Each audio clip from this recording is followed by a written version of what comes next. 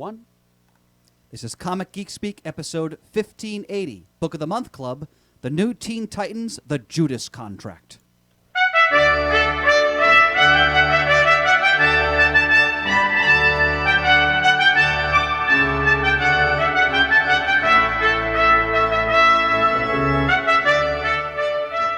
Welcome to the show. I'm Adam Murdo. I'm Shane Kelly. And I'm Chris Eberly.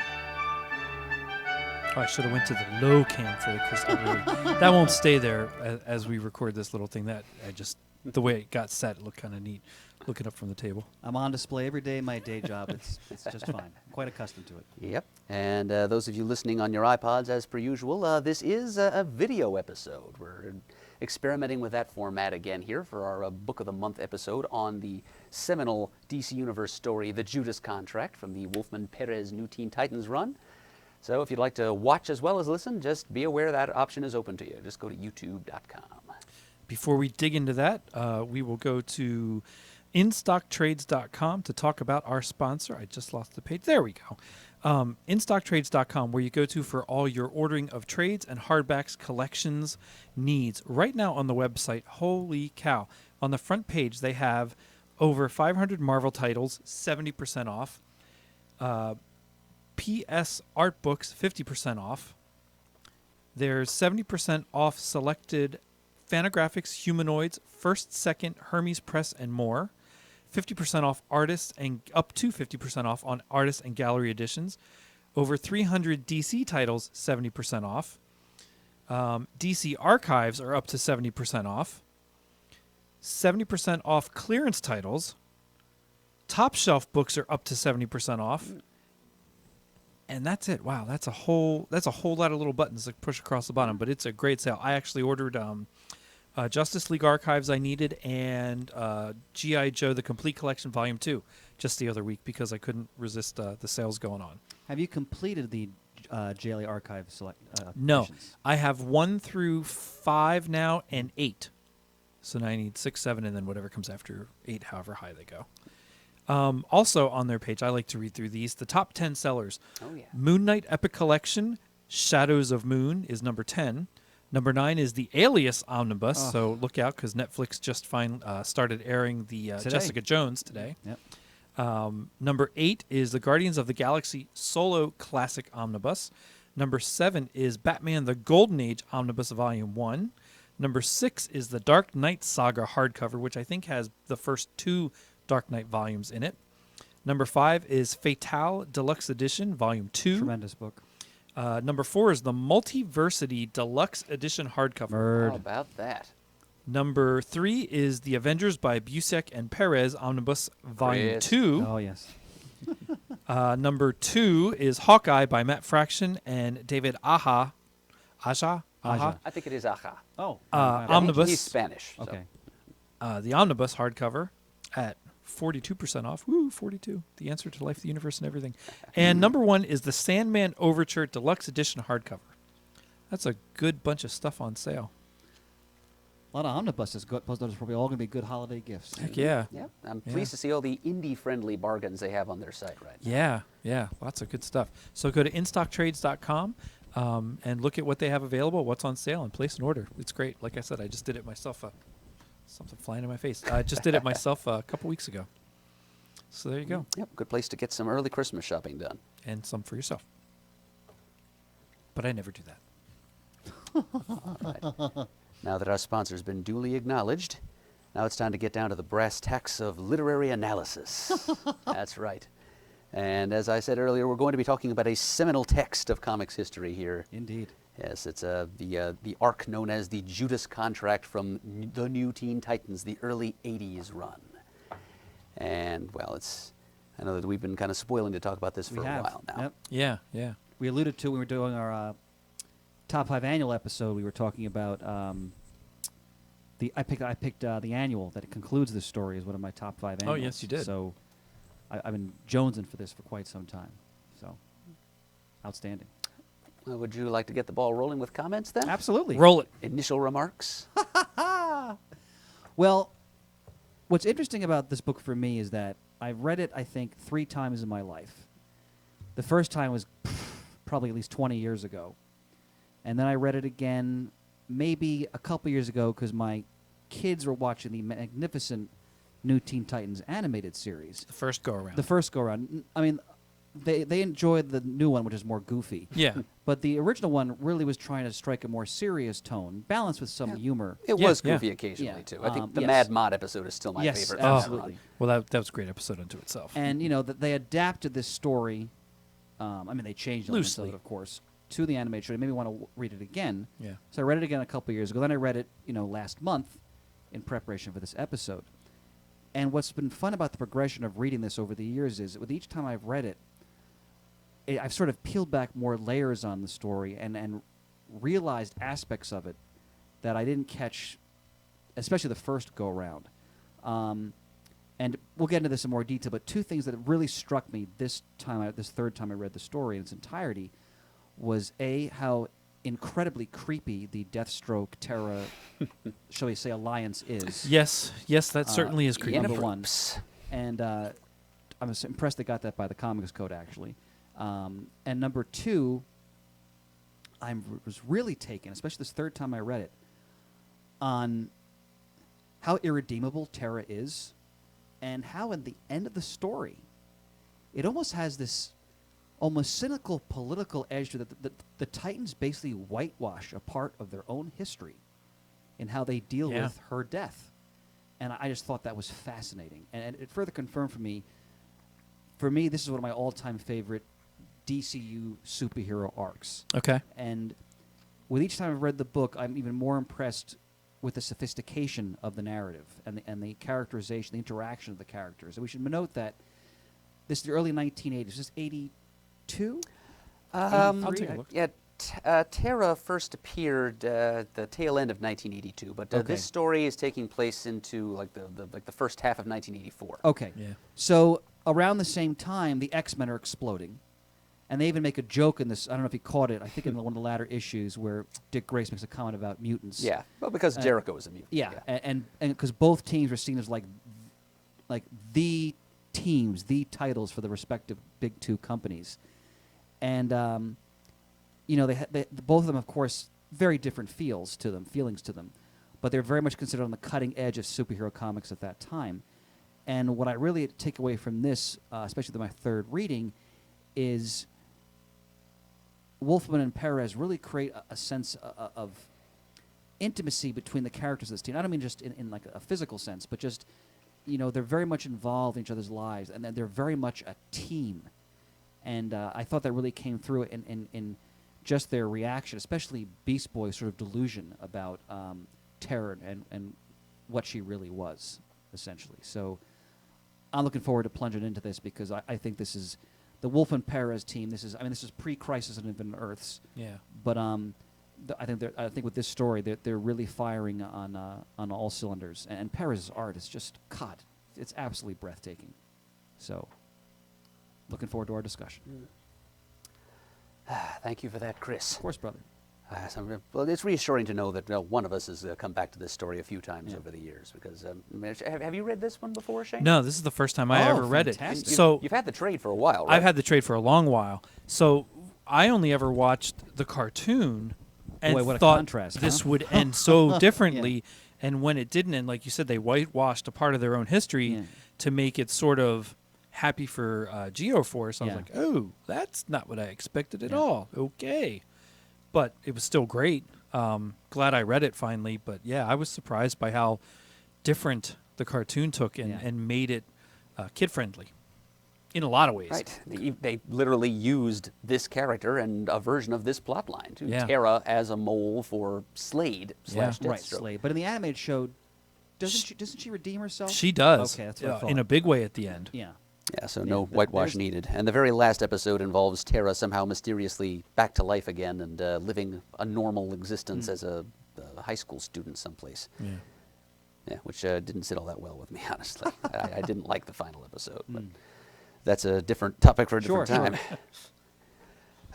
Well, speaking for myself here now, this was my first time actually reading this story. Oh. Now, as a student of DC Comics history, I am familiar with the Judas Contract, or had at least knew the basic structure of the plot.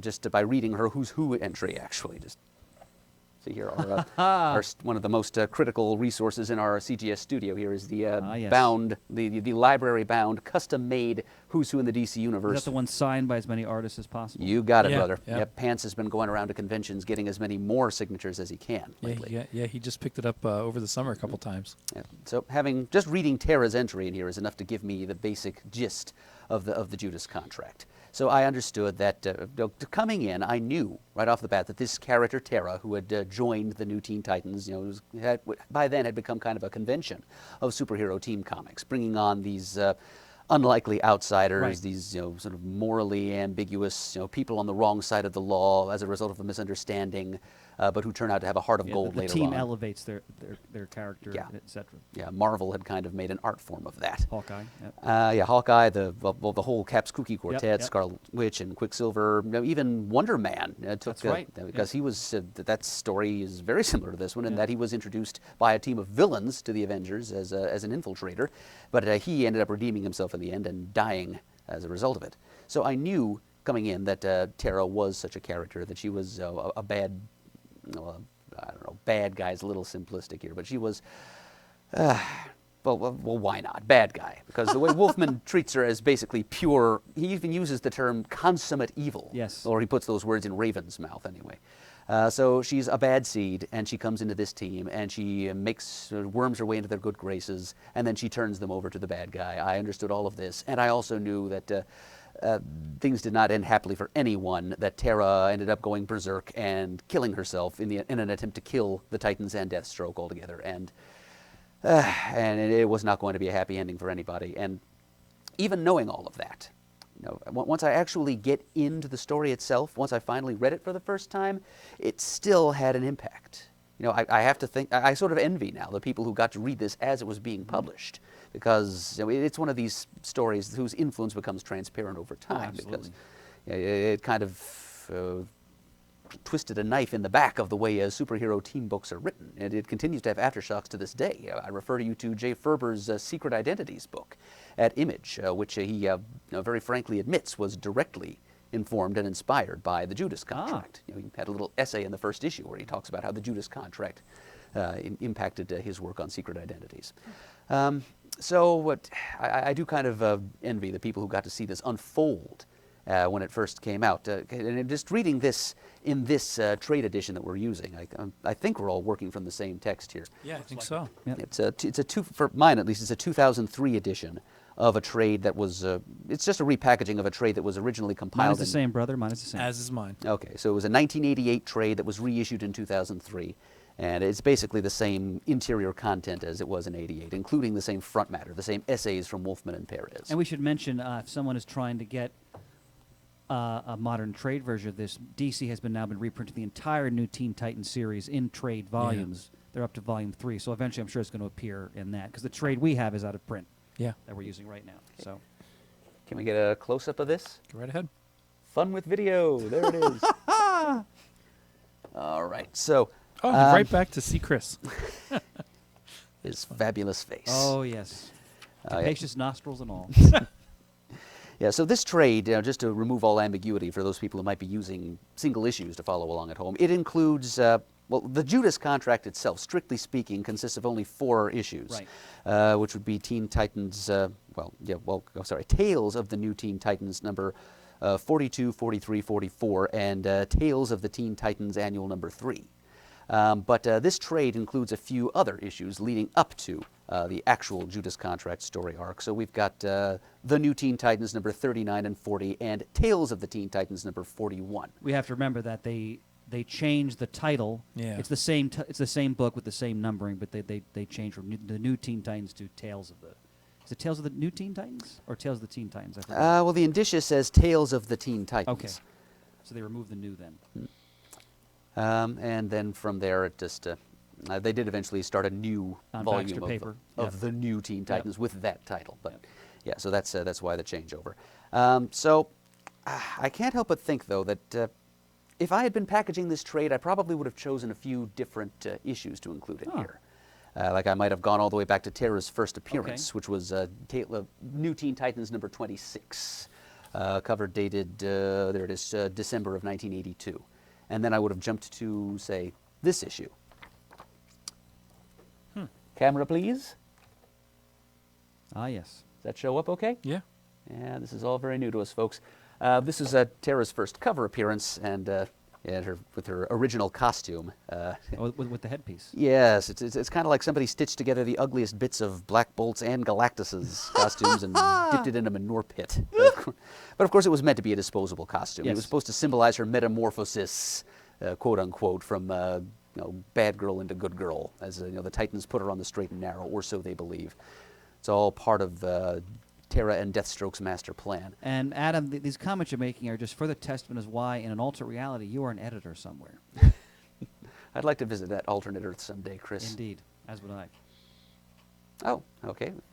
Just mounted our close-up roving camera here. So, Oh, yeah, right. Here I am. You probably saw my big old body sprawl all across that. we'll get more use out of that later on. So, yeah, this is the issue where Terra was adopted, so to speak, by the new Teen Titans. They help her to take down the terrorists who supposedly had captured and killed her parents, thus setting her off on a life of crime.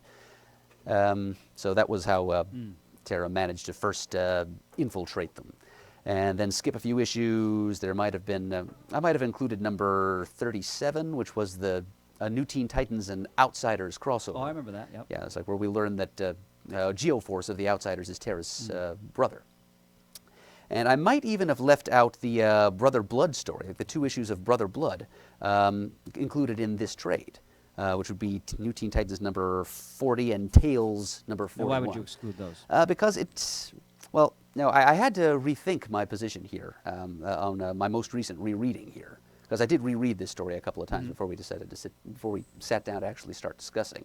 But I thought that it didn't have that much relevance to the Terra arc. There was one scene where they're all trapped in Brother Blood's stronghold, and Cyborg has Terra's back and saves her life, and she thanks him stammeringly, and he just said, you would have done the same for me. And she says, maybe I would. Yeah, maybe I would. I think why that might have been included, that's a good point, Mert, is that I think I took that as misdirection. Because as you're reading this story, you think, okay, at the end, let's follow the formula. Terra will redeem herself. Maybe she'll die, but she'll die in some heroic way, sacrificing herself for others. And I know exactly the moment you're talking about.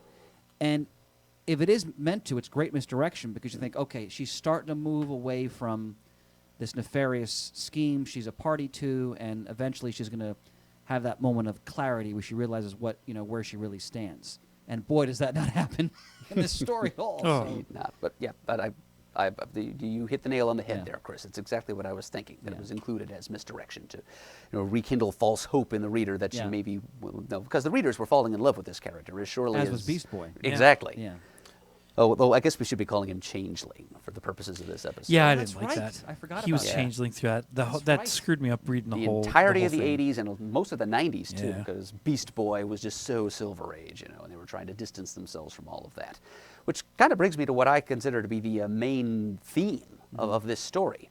And I guess arguably the central, like the backbone of the larger arc that Wolfman was describing with these characters over a decade and more of storytelling, with and without Perez. And that's, the end of innocence. I think that is what he's trying to bring across with these characters, because he's bringing them from the 60s, when Wolfman first wrote them as a young man just breaking into the industry, to the 80s. So this story, and arguably the whole series, kind of teeters on the fulcrum between 60s idealism and 80s materialistic And cynicism. that's a great point in terms of the themes, Merv, because there's so many examples of that. Donna Troy is going to get married. Mm-hmm. Dick Grayson, of course, becomes Nightwing, which is the other really major event in terms of DC history in this story. Well, and even in the first issue, Kid Flash leaves. That's right. Kid Flash. I Thanks mean- for reminding me. Kid Flash Yep. leaves. I think Deathstroke. Now, Deathstroke, of course, first appeared in New Teen Titans 2, if I remember correctly. You are Yes. correct. Yep. So he'd already been around, but he's the other really important piece, I think, of Oh, this story. yes. This is because- as much a Deathstroke Yeah, story as it is and they anything really, else. And I think they really establish him as a top-tier DC villain in this Yeah. book, because his origin, his backstory is extremely disturbing, especially when it comes to his son. And then when you see kind of like the code he lives by as a mercenary and what he's doing with Terra, I mean, it's twisted. I mean, this is not some twirling my mustache damsel on the railroad tracks type of villain. This is someone who is deeply scarred Yeah. and disturbed. So, and I love the stuff with his wife. That's another very powerful part of this arc. So between Kid Flash, Robin, Jericho, Brother Blood, Deathstroke, Terra, and all the stuff that Beast Boy's feeling for Terra. Donna Troy's wedding. Donna Troy's wedding. This is just packed with stuff that changes Teen Titans forever. It astounded me as I was reading it just how much was crammed into this one volume trade. Right. Now, Shane, as a newbie to the story, so because I'm assuming you knew the general. Oh yeah, premise, I knew right? I knew the gist. I didn't realize that Terra was so evil through and through the end. I thought she redeemed herself at the animated end. show really threw you for a It loop really in that did. sense. It really did. So what's your what's your general impression from coming away from this now? Having read the first time? It's a lot darker than what I thought it would be, and it shows just how much this book could be. As much as a lot of people I know read it as youngsters and young teens, really is an adult book when you come down to Absolutely. it. In a lot of ways, especially once you start peeling the onion back of Deathstroke and Terra's relationship, which is totally off the wall from what I thought. I read one or two of the parts I read over thinking, well, I must have misread that. And I'm reading, I'm like, nope, I read what I read. Holy cow. Because he's got to be in his 40s. Yeah, and she's she is. underage. She's barely 16. Yeah. It's creepy. And like you said, Chris, I'm amazed that they got that past a few different things back in the day.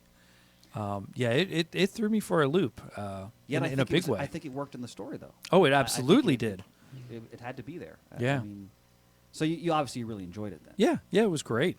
Yeah. It was great to not only read something that's been out there for so long that I've meant to read, that's so important. The other side of that is it really did throw me for a loop with what I was reading compared to what I thought would happen at the end. Prancing out in like the nightie with the cigarette holder, and like, Yeah, whoa, like, wait huh. a minute. Full makeup, She's got heavy full jewelry. makeup, and like, she almost looks like one of those creepy girls in those little fashion shows, like you see in Little Miss Sunshine. Oh my Yes. goodness. And I think the first time she's older than that. Yeah, and I thank think goodness. the first time I read this, which was years and years ago, I don't know if I fully caught that, but the second, third time, I had, like you, I went double take and I went, wait a minute. Oh, she did say something about that. Whoa. Okay. Yeah. Oh yeah, that line in the annual. Yeah. I think one of you mentioned this. I think during the annuals episode when she makes some Very overt throwaway comment. line to Deathstroke saying, "If you want to test my stamina later Yeah. on." Yeah, I think that was you saying that. Yeesh. Chris. Yeah, that's definitely a creep factor that I did not expect out of this book.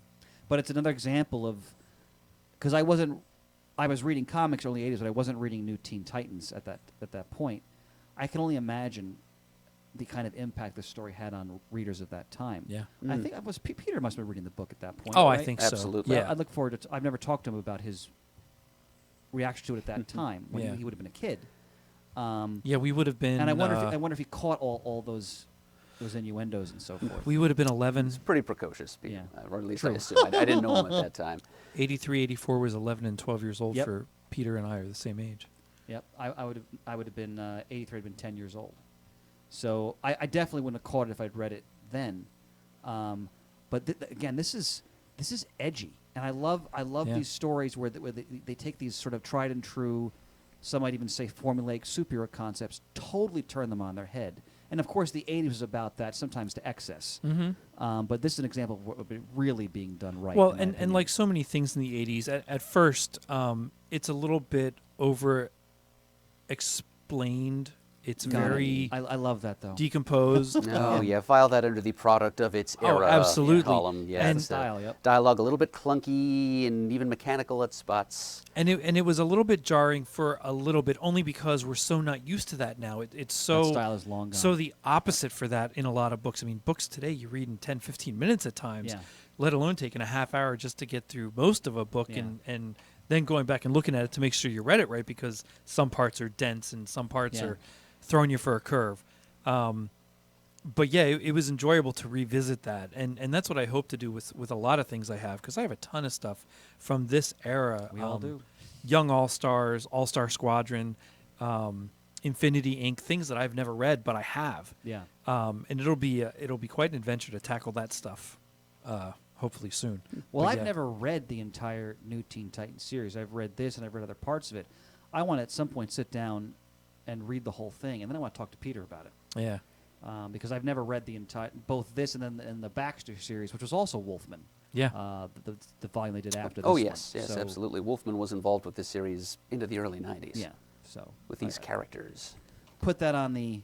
I Bucket list. don't have Murd's time bubble tower, but put it on my growing nightstand pile of things I want to read in their entirety. Oh, it's more than a tower at this point, I'm afraid. It's a compound. I'm pretty sure that I could paper all of my walls with the comics. Murd, I I've haven't yet read. to visit your pad, but I have to get in there someday just to see, let alone how the comics are positioned in your apartment. Precariously. I remember seeing it in the early days, and there wasn't a whole lot in there, and I can't imagine how much overgrown it is now. So matters have worsened considerably. Yes, it's the pile is metastasized out into the outer rooms of the apartment. Now I'm working at getting that under control now. But yeah, Do you want me to get some boxes for you, or? I will let you know later, All right, Chris. let me know. I'm waiting, just wait and see how many boxes I really need. Fair enough. But thank you for Of course. making the offer. Shane, I meant to ask you, as you're obviously you're a huge fan of the Batman universe and of Dick Grayson, Robin, Nightwing, and so forth. Yeah. I wanted your take on this. I found one of the most satisfying parts of this was seeing Dick Grayson act as a detective Yeah. throughout the story. Well, And I that's thought that was very compelling. and that's something I think is missing from a lot of Batman and Robin stories in more recent Because years. naturally, he was trained as a detective Yeah. by the world's greatest the detective. world's greatest detective, Yeah. and to see him actually being able to be the detective to figure stuff out, it was enjoyable. And it's something I think they did well enough in the Nightwing series, but it still wasn't quite the same. This is really the core detective work stuff when you can explain and express stuff the way they did back here in the 80s. Well, because the narrative is in his head. We're following his Yeah. thought process Right. along, And and you're he's trying to thinking- discern what happened. And you don't get Specifically that at as issue number much. 43 we're talking about Yeah, here. Yeah. exactly. Yeah. He's going around deducing what's happened to all of Right. his teammates. Yep. Yeah. All right. I would recommend to both of you, and I was going to mention this at some point. Issue number 38 Okay. of the New Teen Titans, which is right before the trade picks up. Yes. That is a self-contained story called "Who is Donna Troy?" Oh, Very I have the trade of that. well-known fan favorite thing. Oh, yeah. It's just a one-issue thing. But I wonder if it's in my Who is Donna Troy trade. Could I'll be. have to check that out. Could easily be, but it's 38. Yes, Okay. that's the issue, and that is just it's not really a hero versus villain kind of thing. It's just Dick Grayson doing a favor for a friend, Donna Troy, namely, just doing some plainclothes detective work, going around trying to determine her background, her family history, because she was orphaned at a very young Right. age and ended up being raised by the Amazons of Themyscira. So she wanted to know who her family was, who her parents had been, and so Dick Grayson takes it upon himself to do that. So it's him as detective, Okay. not him as Boy Wonder, not him It's as... probably in my back issue bins. I'll grab it next time in the shop. It could well be. Just made a note. fact- People on the video can see. I just made a note on my iPhone to check that out. Cool. All right. Now, before we get any deeper into our Please. discussion of this seminal text, I'm sure a lot of you are asking yourselves at this point, and some of you may have been asking from the beginning, even before Chris brought him up, before he invoked the name, where is Peter Rios now? Well, where he is right now is celebrating his birthday, because we're recording this On his birthday, Yes, yeah. on his natal day. Happy birthday to Oh, you. I'm going to text him as we're speaking. Birthday right now. to you. Yeah, Shane and I sent him Yeah, a we little took a quick selfie in the studio and sent it to him. via Facebook, yeah. So, but beyond that, though, we did actually invite him along to participate in this recording whenever we got around to doing it. And even before it was known that we'd be doing it on his birthday, he politely declined, for a simple reason. Yeah, I switched it to that one. Hi there. He said that he wants to get his solo Teen Titans-focused podcast, The Tower, back up and running at some Oh, point. And terrific. he will absolutely want to talk about the Judas Contract on that show Yeah.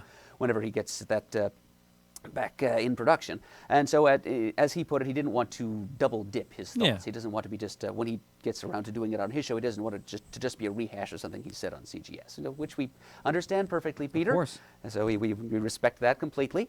But, I don't think it's right or proper to talk about this story on Comic Geek Speak without having input of some form from a Peter Rios of Oh, some wow. form. So... Wow. This is an oldie but a goodie right here, ladies and Yeah. gentlemen. I am Peter Rios! I'm back, bitches! How you all doing? Hey, good to see you. Hey, Shanes, how you been? Good. How are you? You're keeping yourself. Hey, new guy, Brother Rios, good to welcome see to the you. show. Yes, it is me, Peter Rios. See? Observe my licensed wardrobe. And My your little- pen's falling down. Watch me as I tap dance. Hear it? Hear it tapping? Yes. A little explanatory note here, in case you're wondering just what it is you're watching right now. The puppet Rios, that's me. He was he was constructed by our friend Charlito, late of the Indie Spinner Rack podcast, for our CGS 200th episode celebration, which Peter was not able to attend owing to a prior engagement. So Charlito, on a car ride down south to Pennsylvania from New That's York right. City, In the put this guy together in the back of the car, a moving car, and he did a pretty impressive job, I think, for what he had to work with and Yeah. the conditions. And it's held up all these And then years. the puppet ran for president. Yeah, it did. Yeah, he's still got his campaign button on here. See, Puppet Rios 08. So go back and watch our recording of the 200th episode, and maybe this will make a little more sense. And please also note that I'm using the same vocal characterization developed by Charlito, who is Latino, just as Peter is Latino. He doesn't really sound like this. Peter doesn't really sound like this. I'm not trying to caricature. be. Yeah, exactly. I'm not trying to be in any way racist or anything or insensitive or anything like that. We're poking fun at our friend Peter. So please don't accuse me of being racist because I will cry. Murd, I just want to comment that I had a wonderful time warp moment because when you started doing that, I felt like I was watching one of those basic cable access like, talk shows, like on WR or something when I was in the 1980s. Hey, That what are was- you trying to say? What do you think? I'm no budget man? Oh, it's so good. Hey, I can take that personally. Nervous, some people. My Tell you son what. Jen's in the studio. He's like, what the hell is going on here? he's not alone, I'm sure. Wait till this hits the internet. Yeah, so, quick comment or two here. Okay, we want to talk about one of the greatest new Teen Titans arcs ever, the Judas Contract. You must remember the first thing is that it's kind of a coming-of-age story for the new Teen Titans as a group, because, they just introduced this new character, Terra, and they brought her in and made her feel at home, and she betrayed all of them. Yeah, oh, okay. Am I on camera now? Okay. Focus. It was focusing. Okay, good. Now it's good. So then, and he betrays them. So it's as one of these big, ugly moments that you encounter as you're growing up. And most specifically, my boy, Dick Grayson. Yeah, I love that guy. One of my favorite characters. He gets to grow up big time here. Prove himself as a detective, as a leader, all that good stuff. He ceases being Robin, becomes a man. Yes, Little Dick becomes Big Dick. Ha! See what I did there? Yeah. Yes, and the introduction of Jericho. Oh, yeah, I love that guy too. Yeah. Just really, really dig those really epic chops he's got on his face. Because, guys with big sideburns are so cool.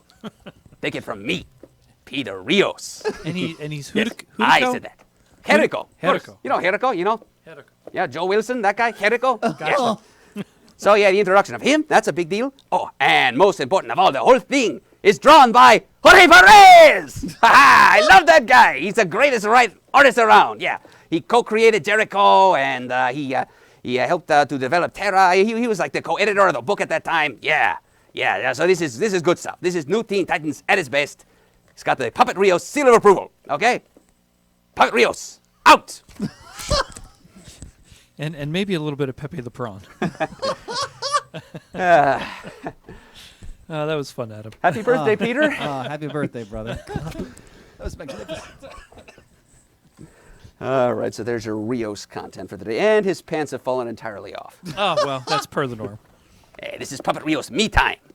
All right, we'll just get him out of the way. My God, I'm glad I'm in the studio for this. Wow. We're glad you're here too, Chris. This is cheaper than therapy. Holy mackerel. Wonderful. Do you want me to take the puppet? I'm getting it. I'm getting it. You're stuck. It's good. It's good. There we go. Just All right. Nappy time. All right. Romper room is over. Romper room. All That right. was good.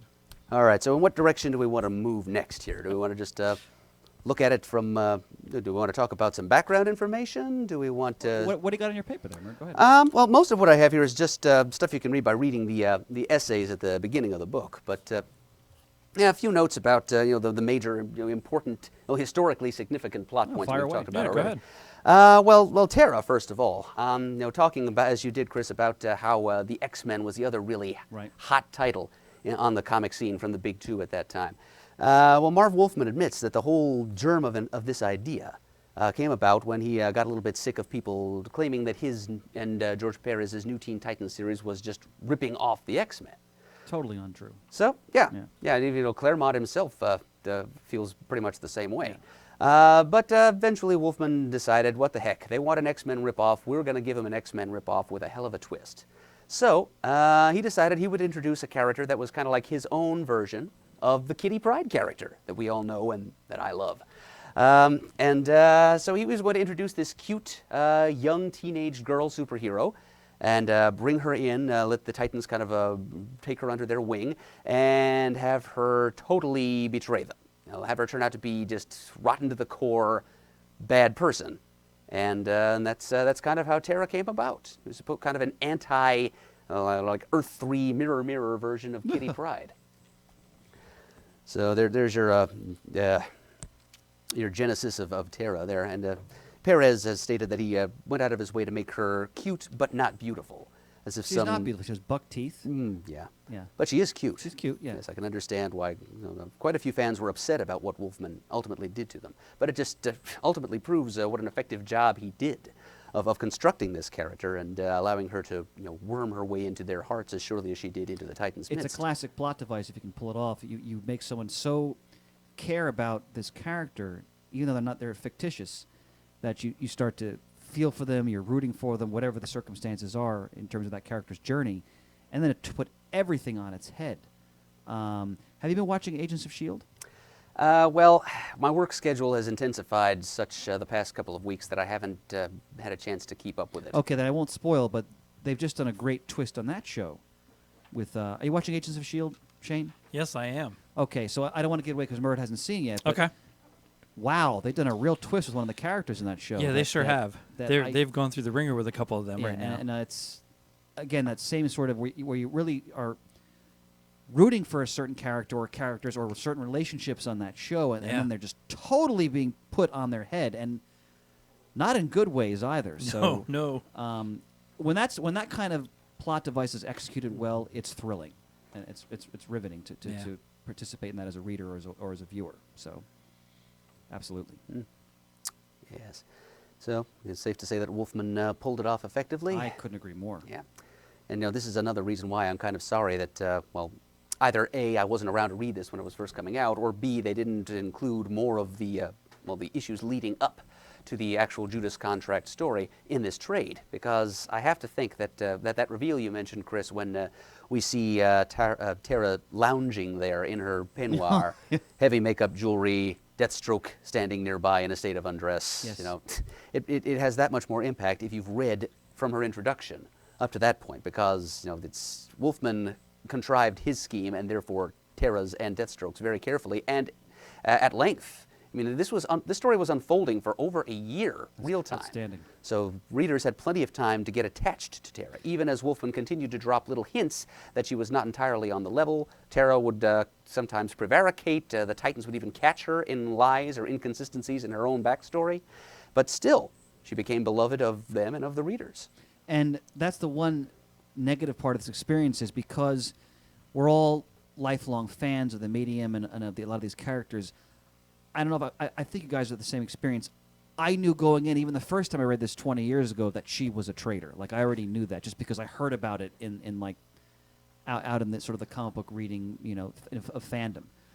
So I do envy those people, probably Peter, I would imagine, who read this off the stands in 83, 84. It must have been a shockwave. And had no idea. No pun intended, because it's Terra, but no idea at all leading up to it. Just if you were lucky enough to catch the little hints that were getting sprinkled about leading up to this. And we always have to remember it in a time where there were barely any trade paperbacks, and they certainly weren't writing comics to set them up as arcs to be collected in trades, which is all that they're doing now. Yeah. So, as Mert mentioned, Wolfman had that room to really let this story unfold. I think it's just outstanding. Well, and also there was no internet. If you got together with friends and talked about it, that was it. But there was no email, there was no websites, there was no leak of information. It was there was a fan press, but it was pretty new. Amazing Heroes, other publications. You picked it up off the rack and you read it, and then you found out, and maybe you got together with people and said, "Oh my God, did you read what happened?" Yeah. So it's been a real treat to read this again, and even knowing that, like we all knew. I assume you knew Well, she was a traitor. I knew she was a traitor, but again, I thought she really pulled it off and saved them at the 'cause very the animated end, show. Okay. and then died. So Yeah. that's where I thought the plot really ended, was her saving them and then being memorialized in a Yeah. positive light all around, not the sham that ended up being at the end of this book. And as Bird mentioned, Wolfman does a great job of that misdirection, which is why they probably included those issues. I would imagine you're referring to, Murd, where you think, okay, she's going to turn it around. She's not totally irredeemable. And that's in this most recent reading of it I did this past month. That's what really struck me, was this woman's like a sociopath. I mean, like there's nothing redeemable about this person. She is completely deceptive. She is cruel. She is sadistic. Yeah. She is brutally dismissive of other people's feelings. She's a killer, essentially, and she's a kid. I mean, she's what, supposed to be 15, 16 years 16. old? Just on the cusp of 16. Yeah, and that's what makes it even more frightening. Like this is someone you could see in our modern era, you know, as terrible as this happens, going into a school and shooting people. Like this is the kind of person I equate her with. Like she is not right in the head. No. Now, granted, if this were written today, I don't know if they describe her as evil. That's like a catch-all description. Yeah, that's what I was saying earlier yeah. about Wolfman being a little bit simplistic with his Yeah. moral vocabulary. But that's there. that's more commonplace in this time period Yeah. when they were writing. But Yeah. regardless of what kind of label you want to apply to her character, you know, this is a deeply disturbed, twisted individual to the point where she's so dangerous you can't really save her per se, because she's demonstrated over and over that either there's nothing to be saved or she just doesn't want to be saved. And as you mentioned, Shane, when she dies at the end of this, it's just this orgy of destruction. I mean, it's not, and there's nothing noble about it. There's no like last moment of benevolence, or it's just. And I did it's horrifying. I kept looking for that too. Oh, just, yeah. just as you did, Shane. Even though I knew this was going to end with Terra's death, I was thinking that at the very end maybe she'd throw a piece of rock aside to save somebody else. Yeah, but even no. if it's just Changeling, Beast Boy, just that is something. But boy, no. And that's nothing. one of I think one of the great moments of pathos in this arc is that Beast Boy, is a kid really, and he's in love with her. He's smitten. a little Yeah. bit younger than she is. I or think. he thinks he's in love with her. I mean, it's grasping love at that age like that might be difficult. But Now, having read this and seeing the new Teen Titans Go cartoons where Terra's been on, they have her. I haven't seen. they those. have her in in a couple of them. I think it's a couple of them. I How do know they it's one portray for her sure. in that version? 3 at least. She's very dismissive of any of their feelings, and she's Yeah. trying to infiltrate the tower and get their secrets. And she leads Beast Boy on along so they enough. do pick up some elements of this. They pick this up story. more elements from this story in this little goofy cartoon. But there's still the humor still has to be interlaced with. Oh, that, it I is. imagine. It Okay, is. yeah. And in this version, she doesn't die or anything like that, but she is totally. Is Deathstroke in the story? No, it's just her. Has he appeared in that version? I think he has Okay. once or twice. They hinted at him. There's one episode called "The Return of Slade," but That's probably the closest. yeah, it's a total laugher. Okay. It's basically a jab at fans, rabid, outspoken fans of the earlier, anime-style Teen Titans series who don't like Teen Titans Go and want them to go back to fighting Slade. And so they make a big deal about going to fight Slade, and then there's like a quick cut to them returning from this battle from Slade that they refuse to show. And the rest of the episode is about them trying to make clowns cool. And so it's about the wrong-headedness of trying to cling to the things that you enjoyed from childhood and bringing them with you into adulthood. It's just very pointedly aimed at these people who enjoyed the last Teen Interesting. Titans cartoon and don't want to let it go. But now having read this, and knowing I've seen that episodes where she is more like this in the book here than Interesting. than anything from the previous Teen Titans cartoon, in my interpretation. What do we think? Jumping to another major theme here. What do we think of the transition from Robin to Nightwing? That and took a the lot And the longer. Nightwing costume. That took a lot longer than I thought it would. Yeah. I knew it happened during the story arc, but having the extra issues in the beginning that lead up to the Judas Contract and then reading all of that till he decides to really become Nightwing, it took a lot longer than I thought it would for him to pop on that new costume. I am not a big fan of the disco costume. I know Peter is. Well, he It's wore very it for much- Halloween one time. It's Yeah, he very did. much a costume of its time. Yes, it is. Yes, I it like very it. much is. And I mean, I like it well enough. I'm a But fan should of the add to disco my comment collar, that I do like it because it works in the time period it's being rendered in. yeah. I strongly prefer. My favorite Nightwing costume is the one that the Dixon McDaniel series with like the blue Me too. image and then it's just black and Yeah. you know that's the one I like the best. But this one still works for me too, as a product of its time. Mm-hmm. So and it's classic Perez design. Oh, I mean, yeah. you Yeah. can't knock that. And you can say that of the entire book. I mean, it's just absolutely gorgeous to look at. I mean, this was him in his heyday to me in a lot of ways. Yeah, the whole book just sings of George Perez. I also loved how they even make self-referential comments. At one point, Cyborg pokes fun at Robin's short pants. And they're kind of acknowledging, like, okay, why is this grown man now still Yep. running around in this And costume? Yeah. now that he's going to cease wearing it, they can afford to acknowledge the elephant in the room. Right, Yes. right. I mean, think about the opening story. He's in, like, the Arctic, and he still has the short pants on with, Yep. his winter parka, but he still has the short with pants his on. bare, hairless legs showing. Yep. So I love the Nightwing character. I do, too. I mean, Dick Grayson, for me, is just a great character overall, and his journey as a character is so interesting historically. For when he was introduced. I mean, let's face it, he was introduced as far as the history can tell us because DC wanted more and more kids to read Batman, so they put in a sidekick that they kind of live vicariously through as they're reading it in the Golden Age. Sure. And that started a whole trend of sidekicks. But it's interesting how Wolfman's focusing on, okay, we're moving away from the sidekick concept now to these are fully grown adults with their own experiences, their own histories, and they're now going to carve their own, sort of trailblaze their own path here, essentially. Like you said, Kid Flash leaves the book. Was that because he couldn't run as fast? Was he afflicted in some way? His powers were waning a little Okay. bit, but also he was feeling like he couldn't juggle the life of Wally West student with the life of Kid Flash adventurer, as well Right. as he just feels he doesn't have it together as well as Dick does. He can't do that juggling act as well as Dick, who has been doing it since he was, I think, younger than Wally was when he became Kid Flash. Yeah. So he just kind of phased out altogether. Plus, it might have been some problems with the Flash ongoing series as well, but I think it was. Well, I don't know. I have a little more background information about why Wolfman and Perez decided to go ahead and make the transition for Dick Let's hear it. from Robin to Nightwing, and I don't have as much here about what was going on with Wally, unless maybe they were already planning. Had the events interminable of trial of Crisis the yet. Flash begun by this point? Huh? That's a good question. And I don't mean to knock it. Just it's almost a joke how legendary it is for how the length of that particular. It might have been because it was going on for a long time. Yeah. So I'm doing a little bit of quick research here. Storylines. Of course. I'm trying to think.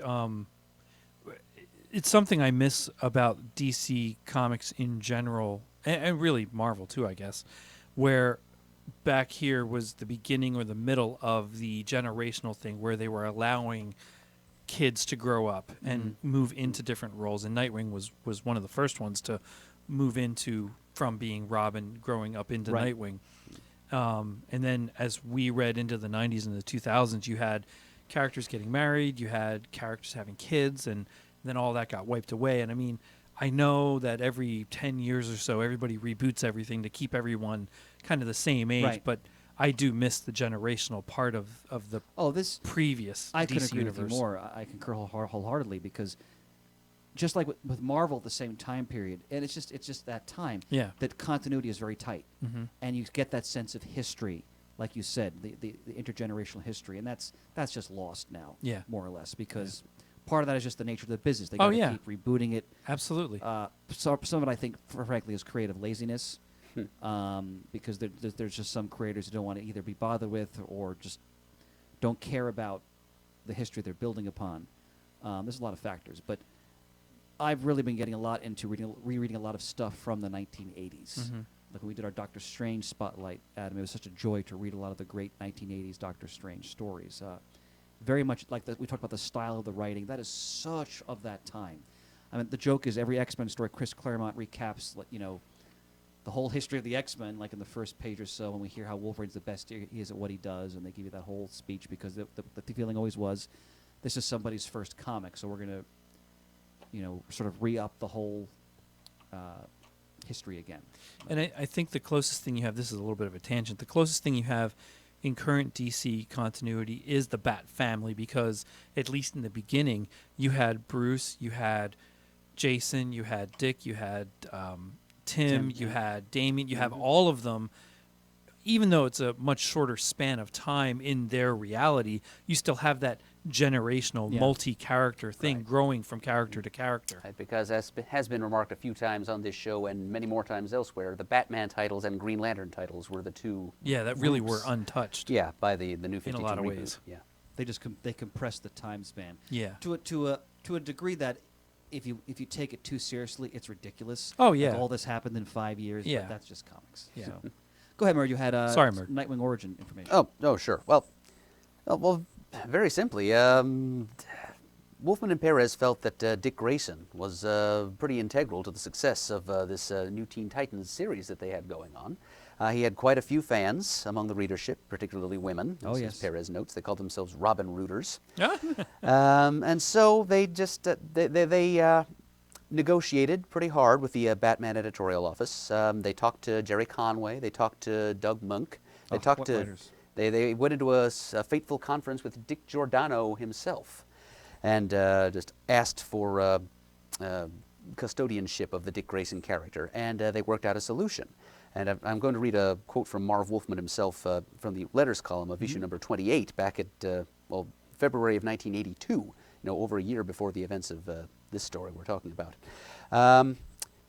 Since my talk with Batman writer Jerry Conway, I've been allowed to do more with Robin. The Teen Wonder has always been a problem in the past because I have not had control over his characterization. I believe we've worked things out now so that Robin can suddenly become a far more integral member of the Titans, and I think it will be for the best.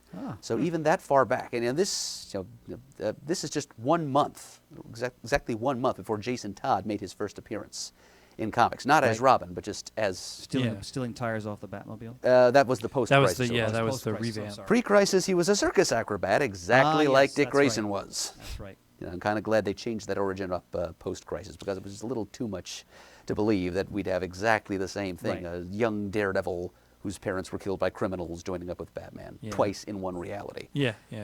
So I was glad they revamped that too a little bit. here's the thing. So they had to go in for a special powwow with Dick Giordano and a couple of people from the Batman office, so that they could cook up this replacement Robin, so that Dick Grayson could finally grow up, leave the short pants and the Batcave behind, and become more his own man. Still, in deference to his mentor, having kind of a dark or bat-themed costume going on, but also acknowledging the differences between himself and Batman. It's been remarked that he's got Superman's optimism and Yes, hopefulness, absolutely. but in a Batman, as filtered through a Batman curriculum, you might And say. well put. And if I remember correctly, in the story, doesn't he comment on He the does. influence of Superman on Exactly. his perspective as well as Batman? Yeah. Right, So- because the name Nightwing is you may not. right. He mentioned the Kryptonian character. Correct. Right? Well, yes, because this is a Silver Age nod, actually. Right. If you look in Who's Who in the DC Universe, there's an entry for Nightwing and Flamebird, Right. because those are Silver Age identities that Superman himself and Jimmy Olsen assumed when they visited the bottle city of Kandor, because Superman had no powers in the city of Kandor. So he had to, just follow the example of the bravest and boldest non-superpowered superhero he knew, Batman, and he became Nightwing, the Batman of the bottle city, with Jimmy Olsen as his Robin figure. So that's how we ended up with Dick Grayson as Nightwing. It was like the best middle ground between Superman and Batman he could think of. And I have read a couple of odd comments here and there, where I think it was in Perez's introductory essay to this trade, where he said that neither Wolfman nor himself were really crazy about the name at first. It's a great name. Suggests Oh, yeah. that maybe Great it wasn't designation. their idea. Huh. Maybe it had been suggested to them by Giordano or somebody over at the Bat office. In terms of it's a very dramatic, provocative name, and plus when you bring in the historical link that you mentioned, Mert, I think it's perfect designation. Between the I agree with historical that, link, between being somewhat of a Batman-esque type name and persona from what the name invokes, I thought Nightwing is a perfect name for something to progress like that, from Robin to Nightwing. I also like not only what you're talking about with the history of Superman and how he has influenced Dick Grayson. I like also when you get to things like Infinite Crisis, where Batman asks Dick Grayson, hey, those days back then, were they good for you? And Dick's like, yeah, they were the best. How Nightwing has been able to meld that duality of being Batman-esque, but still keeping connections with every other hero, still being out there talking to everybody, whereas Batman was very recluse in later years. It's something that's remarked in story after story about Nightwing, whether it be Batman or somebody else. They did a really good job of keeping him in the forefront, yet still being able to pull Batman in when he needed to. And to piggyback on that, think about how well Dick is able to function socially. Yeah. In terms of his, not only as a superhero, but he becomes a police officer in the Dixon series. His role with the new Teen Titans. He even comments the story how much he feels right as the leader of the group. That's where a lot of the training from Batman, but also the inspiration of Superman. Yeah. Rubs off on him. And it's one way in which he's shown to actually surpass his mentor. Yes. Because as good as Batman is at being Batman, he does not play well with others. No. As a matter of fact, at the same time as this story we're talking about was going on, Batman was with the Outsiders. The Outsiders, right. And he very quickly demonstrated that he was not cut out to be a part of a team or lead one because he kind of left the Outsiders in the lurch to fend for themselves, while Dick was coming even more into his own, growing more into his role as team player and team leader, which is something Batman was never able to satisfactorily do. And speaking of non-team players, what do you think of the origin of Deathstroke in this story? Boy, talk about messed up. Whew.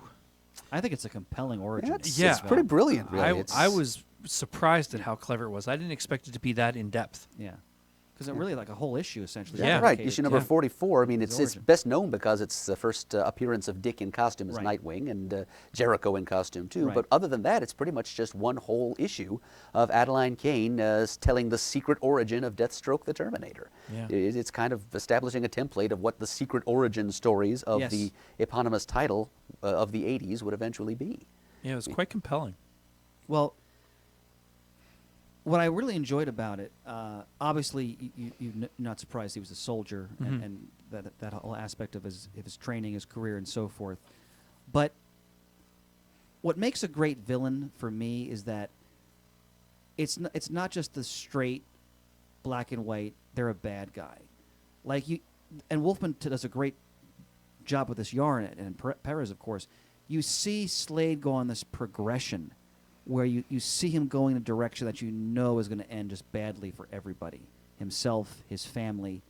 And you see him as he embraces this life of the mercenary. And he lets it, at first he kind of keeps it hidden from his wife.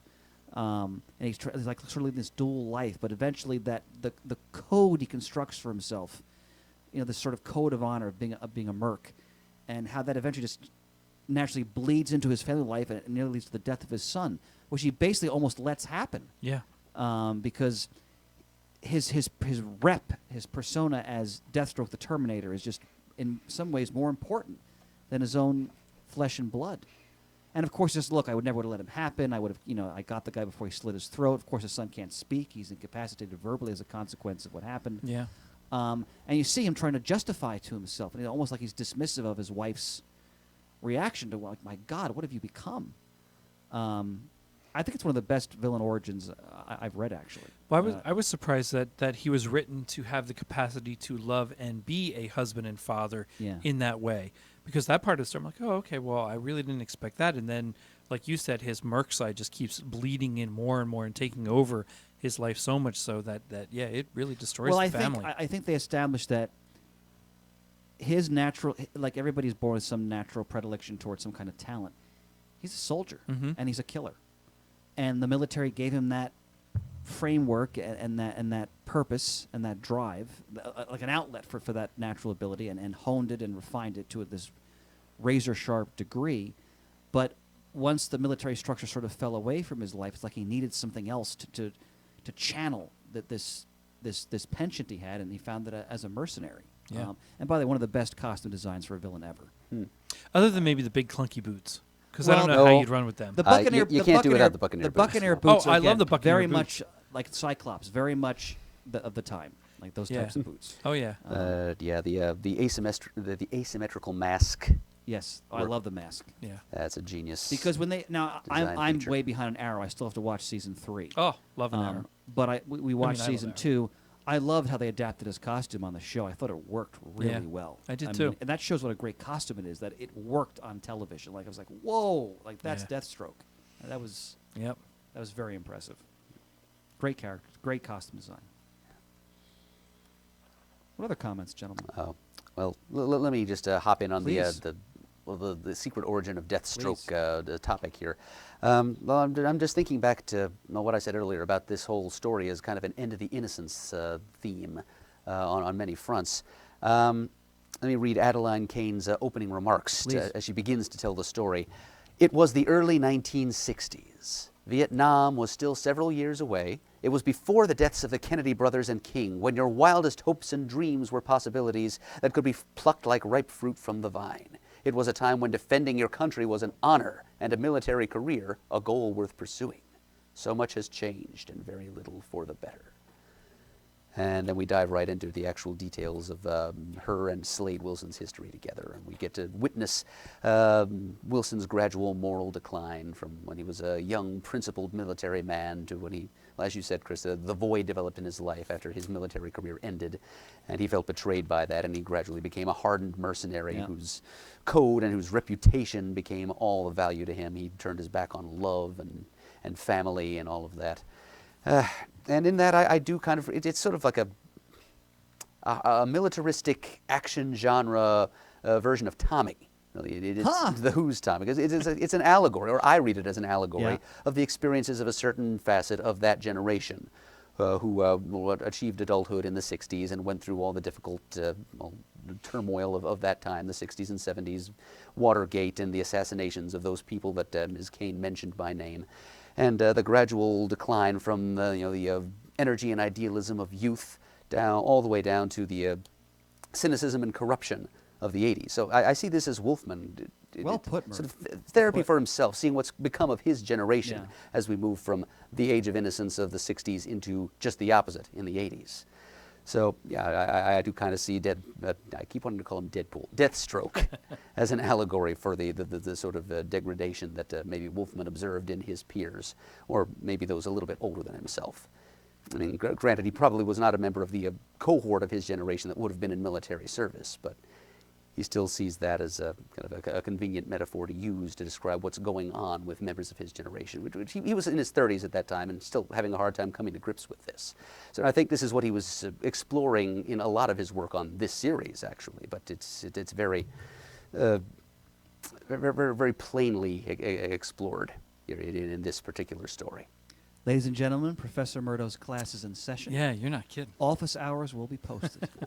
Magnificent. I'm sir. sharing the podium with two hardly less worthy instructors. Well, that's I couldn't agree with you more, and that's I didn't think of it that way, but I think you're right on the money. I mean, and you see a lot of that in the characterization of his wife. She's a dedicated soldier, and she's very much in love with him, but also dedicated to her duty and the training and the purpose that it's giving her and her husband. And you see her they have her like smoking cigarettes when she's with her son, and you can see the art is great. You see the years of worn her down. Still wearing that wilted flower in her hair, Yes. though, like a kind of a symbol of the aged innocence and virtue Yes. that she once possessed. And we can't, as you alluded to, Marv, we can't forget how devastating the Vietnam War was to America's sense of self, and so many ugly truths that conflict brought to the surface about the role of our government, the American people's relationship to the government, the application of the media when it came to exposing what the government was doing, what it was saying that was true and not true, and the conflict between the baby boom generation, which I'm assuming Wolfman is part of, and their forebears from the World War II generation, and how at least in terms of popular culture, how quote different those wars were. I mean, in reality, World War II was the most horrific war in human history, and I don't think there's not much that's really noble about it because it killed 50 million people. But there's definitely that war has like the good war feeling to it, and Vietnam was such a contrast to that. Such a shadow. Yeah. Yeah. Murda, I think it's a magnificent take on the allegorical aspects of the Deathstroke character. Bravo, sir. Yeah. Well, thank you very much. I'll be back with more when we talk about Jericho. Why Yeah, wait? go right ahead. Go right for Jericho. I mean, you're the spitting image of him. So Oh, could I have my close-up cam here, Absolutely. Shane? I have with me here as my little totem a Fred Hembeck sketch card of Jericho himself, which was a gift from our friend Dean Stahl a few supersodes ago. So I've been keeping him here with me for moral support. Before I launch into that, let me just add that Marv Wolfman is actually 69 years old right Very now. much so the baby boom then. he was absolutely, he's just 1 year older than my father. Ah. And the trial of the Flash actually got started about a half a year after this, after the Judas Contract had run its course. So we can't blame that for Wally having to make an exit. Right. I think it was just, Wolfman just felt it was about the right time for him to depart, and maybe to help play up also the strength of Dick Grayson, moving into a new phase in his life, while Wally West deciding he can't go it alone the way that Dick is doing, and so just decides to because Dick back and out. Donna Troy are the only two remaining sort of original Titans in this roster, correct? Right. Yeah. So okay. all we've got left, all we've got left are the people who joined at the beginning of the run. Right. And Terra, who was actually the first new character to join the team after the beginning of the new Teen Titans series. And it didn't work out very well. No. Needless to say. Okay, so Jericho. He's a character who actually has his origins in the 60s. Again, this is coming from the essays that Wolfman and Perez wrote for this trade that we've read. Apparently, he's somebody that Wolfman had come up with when he first wrote the new Is this Teen the Titans. controversial story that was not printed? I don't Forget I think. said that. I'm mixing myself up. Murd, please proceed. Well, it's entirely possible you Yeah. know something I don't. So I'd have to double check that. Go ahead. okay. Well, anyway, it's apparently Wolfman didn't come up with much more than the name Jericho, and I'm assuming that maybe this may have had something to do with Mal Duncan. Mal Duncan was the name of a new Teen Titans character of the 60s. He was a young African American whose superpowers at first were nothing more than being angry and black and socially conscious. But eventually he did develop some superpowers. They gave him the identity of the Herald, and they gave him this sonic weapon that it looked like a fancy futuristic trumpet, basically, called the Gabriel's Horn. So I'm thinking perhaps Jericho may have suggested itself to Wolfman because of that. Somebody to play against Mal Duncan in the Teen Titans. And as I said, since Mal Duncan was written very much within the stereotype of the stock character of the angry young black man, very many of the early African-American male characters appearing in comics. Think of Hobie Brown the Prowler, for example, in Spider-Man. Is a good example they of that kind too. of fell into that trope, Yep. and Mal Duncan was more of that. But anyway, Jericho never actually came to realization, didn't appear in that volume of the New Teen Titans, but Wolfman never forgot the name, and he and Perez put their heads together to develop a character to go with the name eventually. All they knew was that he would be named Jericho, and they wanted him to have a connection to Deathstroke, maybe have him be the son. But Perez, he takes credit for having come up with just about everything else about Jericho. His costume design, certainly, and the fact that he's mute and never speaks, and I think even his power set, which is a really interesting power Yes, to it have. is. But it's maybe a little less than scientifically plausible that as a mutant, he was born with these powers supposedly. His dad. Or from Deathstroke serum, right? In his Right, body? but that was just a shot of adrenocorticotropic hormone. Yeah. It's something that's found in the normal human physiology. It gave his dad enhanced strength, speed, reflexes, and all that good stuff. But I don't know how that translates into being able to go intangible, enter another person's body, and physically possess his or her. Let me intrude for just a moment, because I granted this is Wikipedia, but I've read this elsewhere. I was jogging my memory before. Okay, please proceed. So, Neil Adams, this is the Silver Age, was called upon to rewrite and redraw a Teen Titans story which had been written by Len Wein and Marv Wolfman. The story, titled Titans Fit the Battle of Jericho, would have introduced DC's first African-American superhero, but was rejected by publisher Carmine Infantino. So, there you go. That's what I was thinking of. Wow. So did Mal Duncan come along after that then? I'm not sure. Because Again, I'm sure people in the forums can help us with that. But because or Mr. Rios himself. Yes, he was definitely a member of the Titans around that time. Just a minute here. He may have appeared in the 1970s revival. Entirely possible. All right. According to this, his first appearance was March-April 1970, which is Teen Titans number 26. Okay. I think still part of the original Yes, it is. run. Yep. Although I guess it may have been discontinued for a time and then brought back. I am not sure at all. All right, Murr, go ahead. Well, anyway. You're holding forth on Jericho. Yes, Jericho. So that's kind of the way Perez saw it. Perez describes him as, quote, more of an artist's character than a writer's character. and he Well, kind some of his expressions, his eyes, and so forth. Oh, yes, which Yeah. Perez excels at. Yes, he does. What you said earlier about this being Perez in his prime, Shane. And Oh, yeah. Yeah, no, and what we've said earlier about knowing the outcome of this story, but still kind of hoping against hope that things will turn out all right, or that Terra will redeem herself a little bit. I mean, this comes of developing a fondness, an attachment for these characters, even in this little bite-sized exposure we have to them, and and the fact that I want so badly, after reading just a few issues of New Teen Titans by Wolfman and Perez, that I want Terra to turn out to redeem herself a little bit at the end. That's due absolutely as much, 100% as much, to Perez's artwork and the expressiveness Yeah.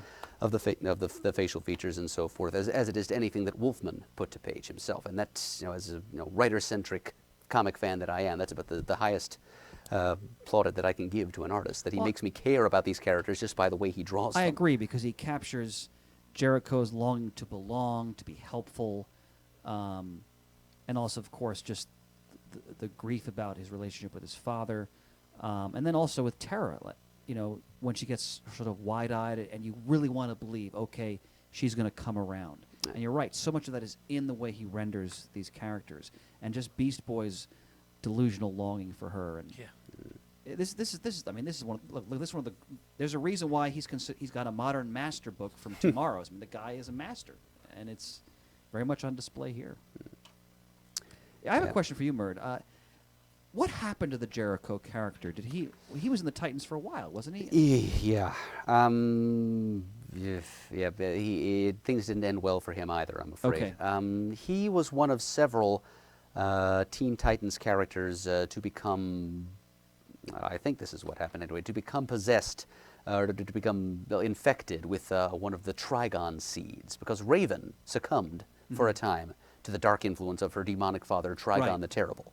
And she produced these little sparks of Trigon's essence that she used to infect other people, particularly superpowered people. So she had a small army of major and minor Teen Titans characters whom she had infected with these seeds and turned them evil, basically. So Jericho was among those, I think. Actually, Changeling, Garfield Logan, he also was infected with a Trigon seed. Frances Kane, Wally West's girlfriend, who was seen briefly in this trade. Thunder and Lightning, other examples. But Jericho was among the worse off for his possession. He actually gained the ability to speak for a time, so he was able to sort of gloat villainously while he was plotting evil things to do to his former friends and teammates. At least I hope I'm not completely misremembering all of this. But That's all right. In the end, Deathstroke was forced to kill his own son. Because he was sort of off the rails, essentially. Yeah. Wow, I'll have to read those stories. Yeah, I've never read those. In Wow, fact, that's even more messed up for Deathstroke. Yeah. Yeah, so he caused the death of. Well, his first son died trying to emulate his father as a mercenary. So he felt Yeah. responsible for that. Yeah. Then he had the guilt of Jericho getting his throat cut in the first place, Right. and then he had to finish the job that the terrorist, the Jackal, didn't do all Yeah. those years ago. Yeah. So Deathstroke has not had a very good life, but it's made him into the character that we all know and are fascinated by today. Oh, yes.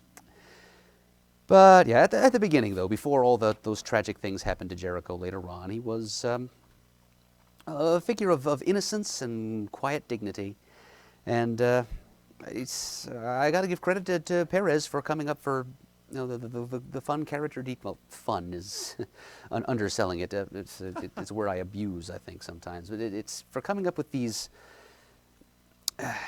facets of the character that made him and Marv Wolfman strain their creative faculties a little more to bring him to life. And I think both they and the character and the team were the stronger for it, because he challenged both himself and Marv Wolfman by making the character mute, by taking away his ability to speak and having him communicate via sign language.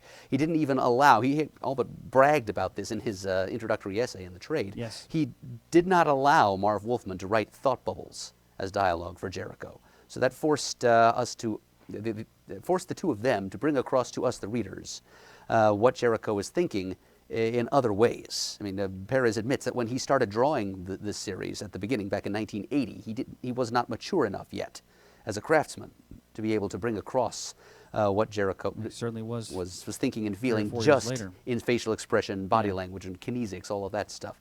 So Marv Wolfman then had to kind of lean on Perez and find other ways through his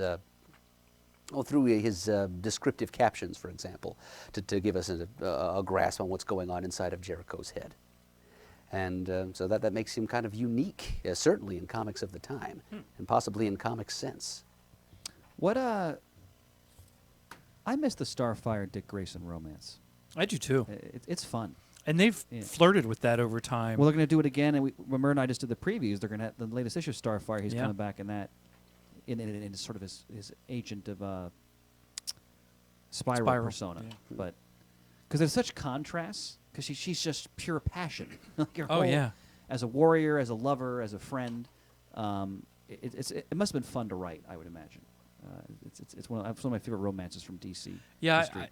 in the cartoon type stuff. I mean, I know, again, tangent. Yeah. I get a little bit annoyed with her on the cartoon because she's written so unknowledged.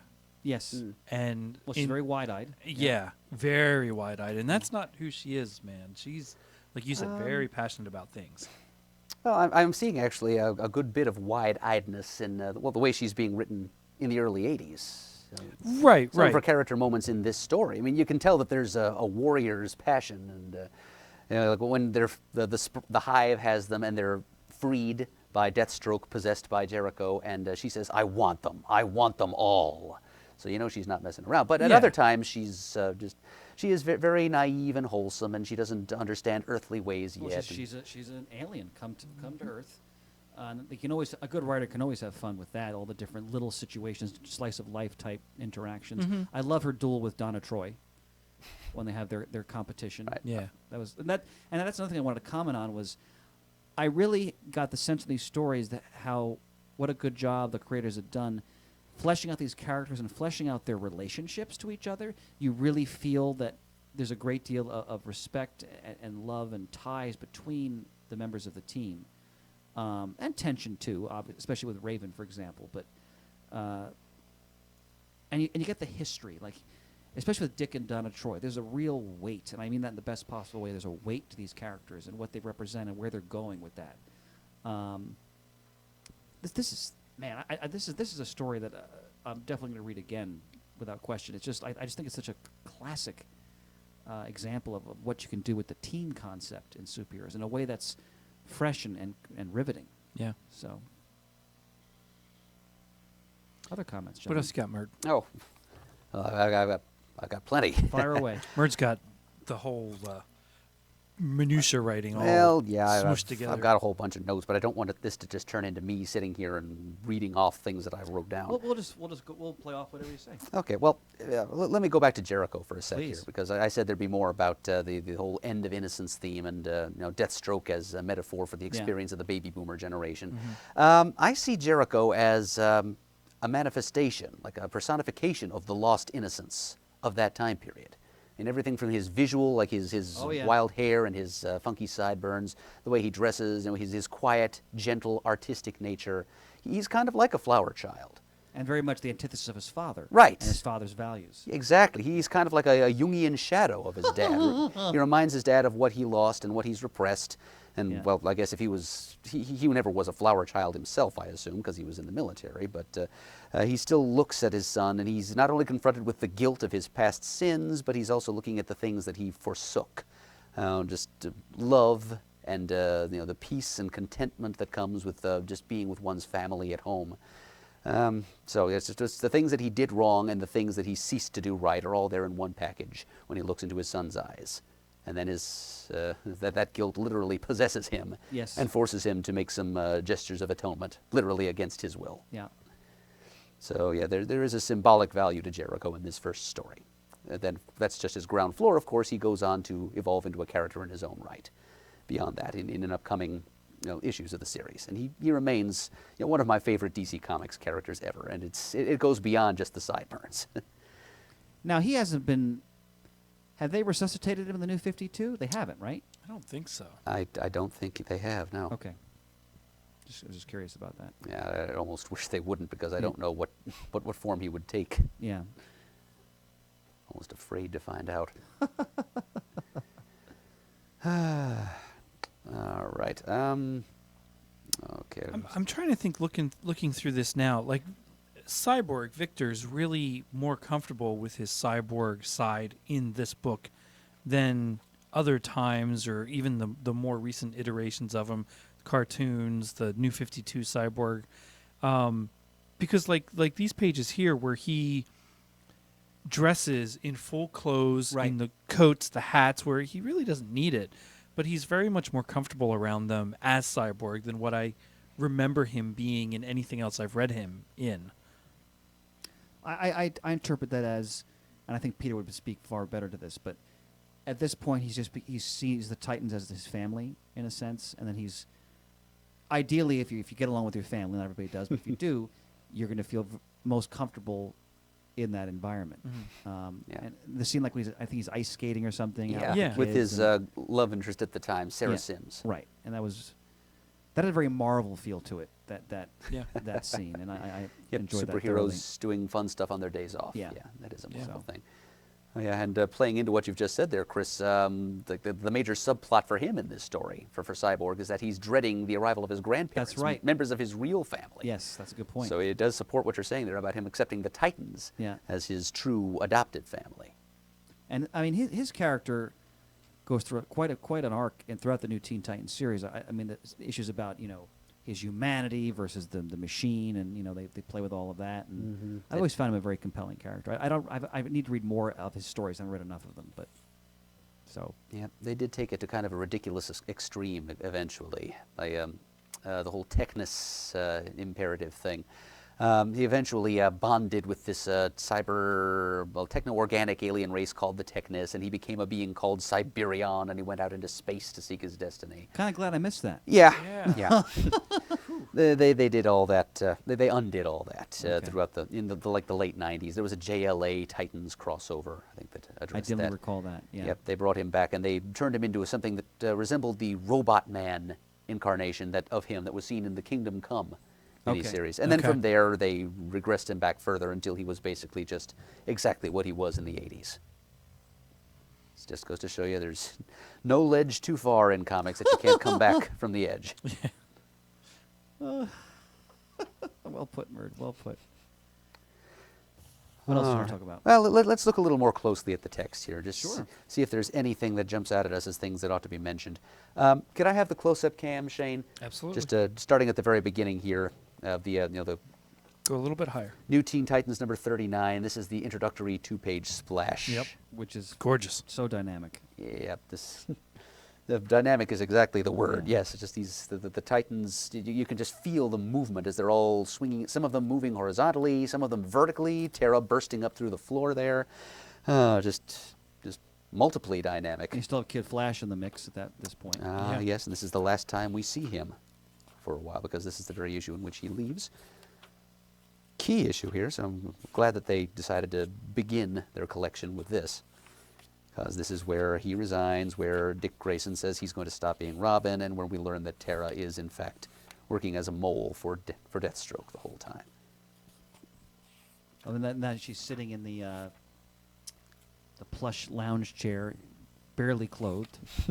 Yeah, that is the money shot there. With her. And by that, I don't mean that in like a sexually exploitative way. I mean, No. this is where we learn what her true Yeah. moral status is. And Perez wanted that to really hit the reader between the eyes. I mean, he Boy, said does he it ever. I mean, really you've got- want people to think, boy, this girl is a tramp. You've got Slade in his smoking jacket and his ascot. And Yeah. she's. Full Hefner mode. And she's got the makeup. I mean, and she's so. I mean, she's hateful. I mean, she's just. Oh, she's trashy. She is trash. I mean, like, ugh. Not- I love the training sequence he does with her. And and again, I'm old-fashioned. I miss thought balloons. I think they're a great narrative device when used Yeah. effectively. And I think the thought balloons are so well used here as we follow Slade as he's ruminating about Terra and her powers and how she's using them. And it's a great device because Wolfman is using it to remind us of where Terra's been and where she's going, basically, in terms of her power set. And it's outstanding. Well, and okay, so a little bit later in that issue, when you have Robin really undressing and Yeah. shedding his Robin identity.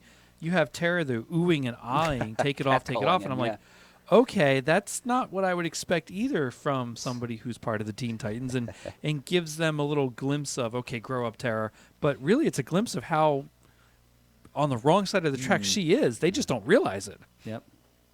And that's one of the most.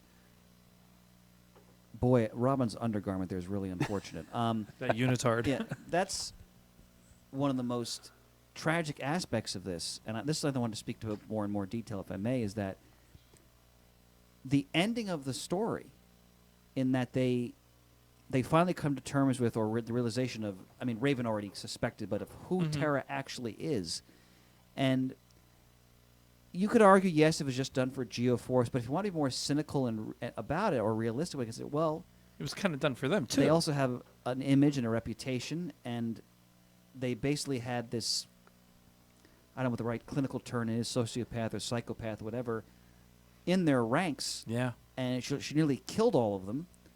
But they're going to have a nice statue for her, and it's very political in a very. It's like this politicized whitewash of this aspect of the Titans history. I think it's fascinating. Yeah. And I think it's so mature and sophisticated in terms of the writing. Exactly. I wonder how many of the other heroes of the DC universe, especially their mentors, for those that have them, know of this. Well, Batman's at the memorial service. I mean, but he's sure no doubt he probably does not know, Right. because they're not going to share it with Right. everybody. So that's They really probably didn't need to because he has his sources. Well, and that's possible too. That too. If That's this were possible. post-crisis, he definitely would have known about it. Yes. Yeah. But the fact, are they going to admit to their mentors, we let this lunatic into our ranks, and she Yeah. almost did all this incredible damage. Our and, bad. Yep. You know, I mean, They're just going to play along with what they've told yeah, Geoforce. I mean, because they're trying to break, going back to the whole intergenerational, the transition, the changes. They're trying to get out of underneath the shadow of their mentors and the sidekick, and then you go, oops, that's a hell of an error to make. Yeah.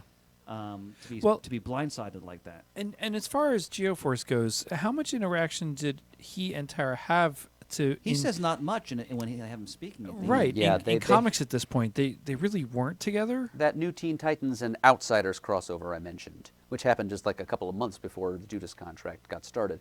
That was about the only time those two characters had encountered each other for a long time. Okay. Oh, other fun fact, Terra actually made her first appearance before Geoforce did. Oh, So okay. this was something I hadn't even known until we started, until earlier today when I was doing a little bit of last-minute research for this. But yeah, I always kind of assumed that she was brought along to and tacked on to the existing character backstory of Geoforce. But I think it's more likely, having read this now, that the two of them were developed concurrently by Marv Wolfman and whoever was. I guess it was Mike Barr who was writing The Outsiders. Yes, it was. So they probably compared notes and just decided that they were going to introduce these two characters and intermesh their backstories from the start. What do we think?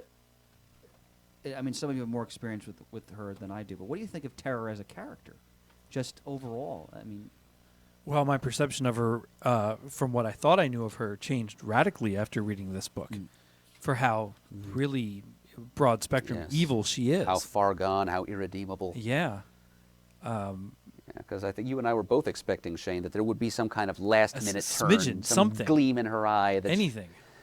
But no, she just went completely berserk and destroyed herself. And then, like you say, Chris, I was amazed that they just did this whole song and dance funeral for everyone's benefits. That she's great, and I'm like, whew, that's really dark for Teen Titans. I loved it because that's so.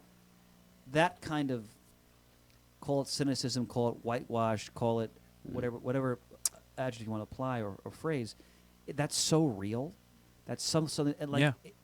There's so many true to life circumstances where someone in whatever organization or situation or dynamic has done something that really is despicable or low or very questionable, but for whatever the politics are of that situation, they manipulate in such a way that it doesn't appear as bad, because if you show the true essence of it, it makes everybody else involved look really bad too. So let's just kind of put a bow on it, try to clean it up, saw off those rough edges, polish them down, and then we'll present this new version of history.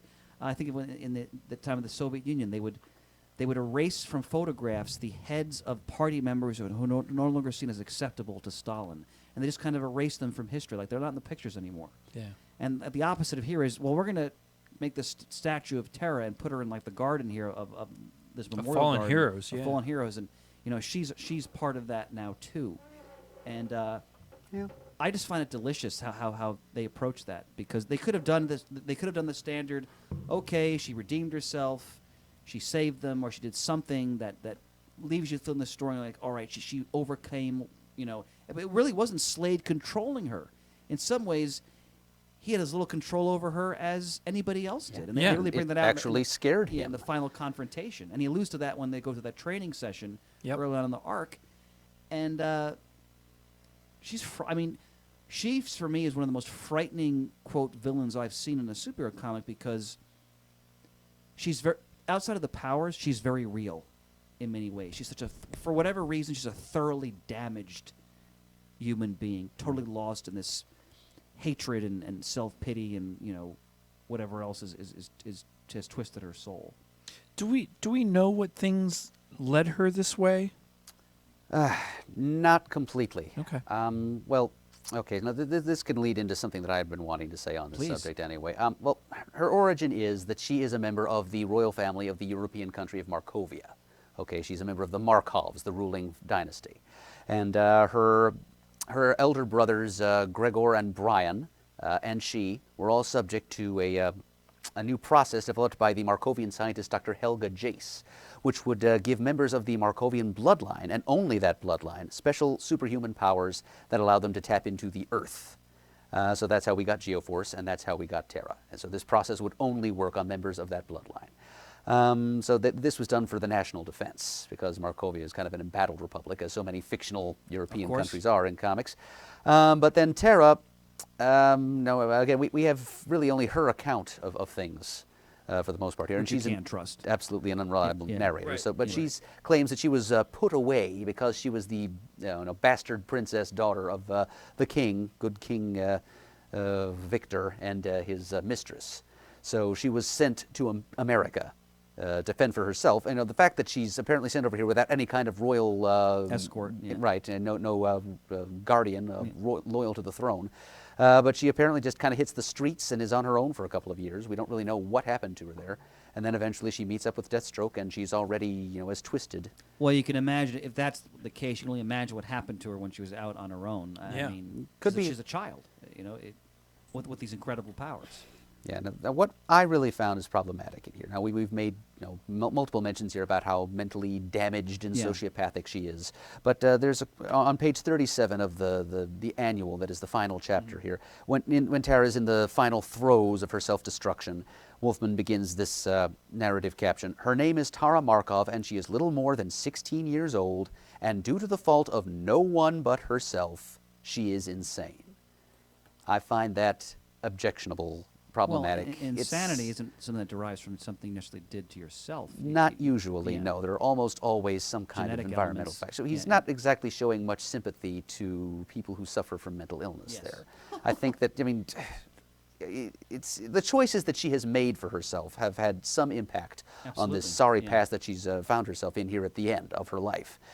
So we don't want to completely exculpate her, but I don't think it's fair of Wolfman, even though this is a character he created himself, to describe Terra in these terms. It's not fair to her, and also to real life sufferers of like psychopathic breaks or of sociopathy. And so that troubles me a bit. And I think you could also, if you wanted to, go in, if it bothered you enough, and you were a comic book writer, you could go in and retcon that, so that what started her down the road to mental illness What happened in those years she was on the street, right? There's something so many things you could do. Could have happened then. Could have been that she had a negative reaction to the process that gave her powers, too. Yeah.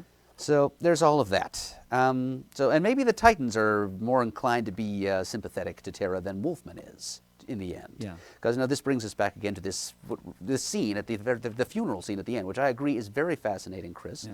Has layers to it, can be interpreted a number of different ways. And I think there is a great deal of merit to what you said there, that the whole thing is a political whitewash, that the Titans are afraid that it's bad PR, or that it might discredit them in the eyes of their superheroic peers, that they, in their callowness, allowed this psychopath into their ranks, clasped a viper to their breast as they did. It reflects badly on them. But, truth to tell, that didn't so much occur to me. As I think maybe it was because I didn't see any media present at the funeral in the concluding scene. True. But it seemed to me that the whole thing was staged pretty much for the benefit of Gar Logan, Yeah. because he was clearly bereaved. Yeah. You know, he's. I think it's a thing of beauty that of quiet beauty that Wolfman and Perez allowed him to be the one to find Terra's body among Yes. the wreckage, and just that wordless long That was panel powerful, yeah. of him standing in the center of this very long, tall Yeah. panel, looking very much alone, cradling the body of his fallen. You know, Would be love. yeah, exactly. I can't exactly call it lost love because he never had her to begin Right. with. That much is made plain. But it was still, as you say, he's 15, 16 years old, and these things matter to people at that Absolutely. age. And then, of course, there is Geoforce, her brother, and his allies in the Outsiders. So I think it's staged for their benefit, I think. It's definitely a part of the Titans' maturation process that ties back into the overarching theme of end of innocence, coming of Yeah. age, all of that stuff. The Titans are learning, that there was a time in their history when they probably would have trumpeted to the skies, "This woman was a villain all along!" Might even have scheduled a press conference. They wouldn't have hesitated to blurt it out into Yeah. Geoforce's very face, I think, as if when they were youths of the Silver Age. Because this is not the first time in comics history that a hero had, a bad guy infiltrated a superhero sure. team. Usually in the past, it was done as like a one and done You gimmick mentioned story. Wonder Man before, for example. Yeah. Yeah. On the DC side, there was a Legion of Superheroes story in which Nemesis Kid, as if the name were to give away, joined the group and promptly betrayed them to a bunch of bad guys. But yeah, it was that idea done on a much grander scale here, and in a time of slightly greater sophistication in storytelling. Dismissing Terra as pure evil, notwithstanding, I'm still not completely on board with Wolfman doing that to her, even though he created her and he can do what he wants. But the Titans saw this as kind of a growing opportunity. This is one of the first and worst of a series of ugly and painful lessons that they, as young adults moving into adulthood from their adolescence, need to learn. And it gives Adeline Kane a chance to stand at a distance and remark about how mature and noble they are being about all of this, going through the motions of this funeral. Apparently, as far as she's concerned, as far as Adeline is concerned, Yeah. they're doing this for. She remarks to Jericho that they didn't even tell Geoforce about this, did they? So she's impressed. Well, I'm sorry, Mark, go ahead. Yeah, and then this all ties. Well, it doesn't all, but it kind of ties back also to what I said earlier about how I thought the 2-issue Brother Blood story didn't need to be in this trade, except for that one little bit of misdirection between Cyborg and Terra. Thinking back on it now. I think the Titans actually learned something from that 2-issue misadventure in Zandia. Because they tried to confront this great, growing, incipient evil directly, okay? They tried to cry wolf. They tried to deal with it out there in the media. They were on the Bethany Snow program, kind of the DC Universe's Barbara Walters show. And tried to tell the world something they didn't want to hear, that this increasingly popular figure, this is in the 80s, the golden age of televangelism. Oh, yes. This Brother Blood guy is actually a would-be world conqueror, and he's trafficking with all kinds of horrible despots and mercenaries and crooks. Zandia is a haven for thieves and evil men. Well, he controls the government from behind the scenes. Yes, and nobody wants to believe them when the Titans try to tell them that either. Yeah. So they try to go into Zandia and deal with the threat directly, and end up making things infinitely worse. They discover that by striking Blood down, they have made him more powerful than they could have possibly imagined, to coin a phrase. And I think maybe it's not directly referenced in the end of the story, but I feel that they may have learned enough from that episode to tell them that it is not always really worth trying to out evil and confront good people with uncomfortable truths about evil beings near them. Well spoken. I think your interpretation of the end is just as valid, if not more valid, than mine, because there's definitely something to be said for, as you mature in life, you realize sometimes, even though you know the truth of a situation, it may not always be, the right time to bring that truth to the fore, so to speak. And I think that's just as legitimate, if not more so, to look at that memorial event in that way. Because how would it help Geoforce to know what his sister really was? Like, what good would that have done, per se? More harm than good, Yeah. I'd have to think. So sometimes exposing evil is not the best route to the greatest good. yeah, I just since I'm such a student of politics, I always kind of see things in that sort of from that jaded political perspective.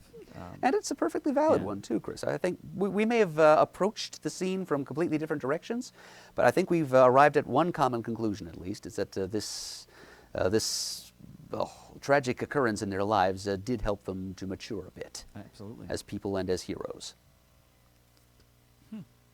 God, it's so good to be here. Any other comments, gentlemen? Unless you want to comment on this story. Well, any other favorite moments, scenes, panels, etc.? There's the one towards the back where they're all trapped in Hive and they're all on that contraption, this 2-page spread. Oh, yeah. Very dynamically drawn with the apparatus and everyone caged and trapped arms and Raven's inside the box so that she doesn't use any of her powers or wake up even.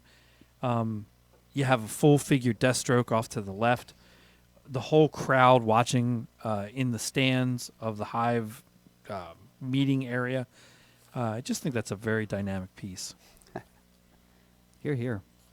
For me, I would just comment again on how thoroughly I enjoyed reading and viewing Dick Grayson be a detective.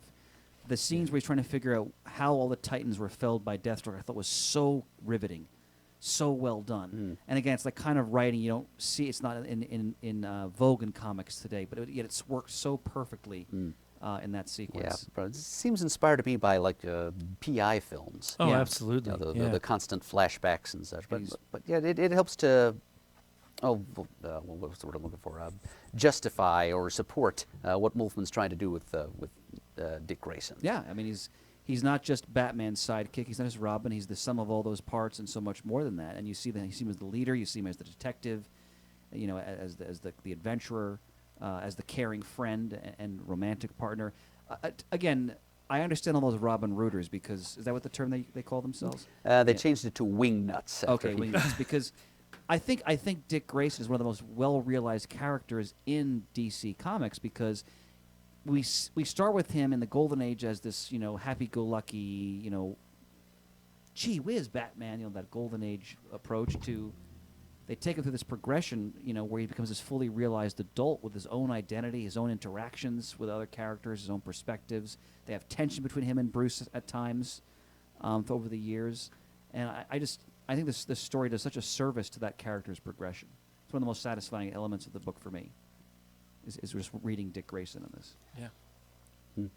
And I didn't think, again, I said it earlier, I didn't think there'd be so much build-up to him becoming Nightwing. I thought it was a much quicker transition. And like you said, it was very entertaining, very satisfying to watch all through this story. And I can't wait to hear our Peter Rios hold forth on this. Oh, my gosh, yeah. And I want to talk to him about the costume. Off should've- mic, most likely. Well, hey, it depends on how he wants to go with it. Yeah, we want to have him preserve his thoughts until Oh, he no, can no, present them in yeah, the absolutely, forum he prefers. Absolutely. Oh, Shane, since we're talking about Dick Grayson, page 7 of the annual, the last part of the story, Yep. talking of Dick, he and Jericho are doing a bat climb. Yes, they are. Oh, that's right. I didn't catch that. Well done, Merge. And is that the same area where he makes the joke about mutants? No, he did that in issue number 44.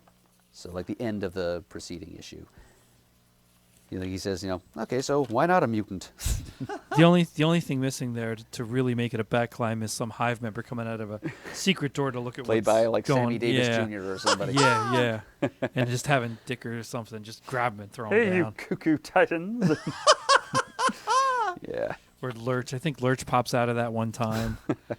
Lurch. Yeah. Oh, it's a who's who of pop culture figures. Everybody who couldn't get a gig as one of the villains Yeah. was more than willing to do a Cameo. window pop out of during the bat climb. One tangent based on that, thinking of Dick's other great paramour, which is Barbara Gordon. Is the Batgirl pilot from the 60s available anywhere? You can find it on Is YouTube, it on YouTube? I think. Okay, I've never seen it. The one with Killer Moth, Killer right? Moth, yeah. Yeah. Because Yvonne Craig just passed away Yeah. just She recently. did, yeah. So I've never seen that. Yeah, it's So- out there. Somebody sent me a link somewhere Yeah. along the way, and I watched it. How was it? Oh, as good as the TV show for me. So the whole full production values were there. It wasn't like a unfinished type of thing, like they fully filmed it and so forth. No, I'm and- pretty sure they fully filmed it. I don't Okay. quite remember. Yeah, camera quality is not quite as good, or maybe it's just because it's preserved in probably not the best format. Yeah.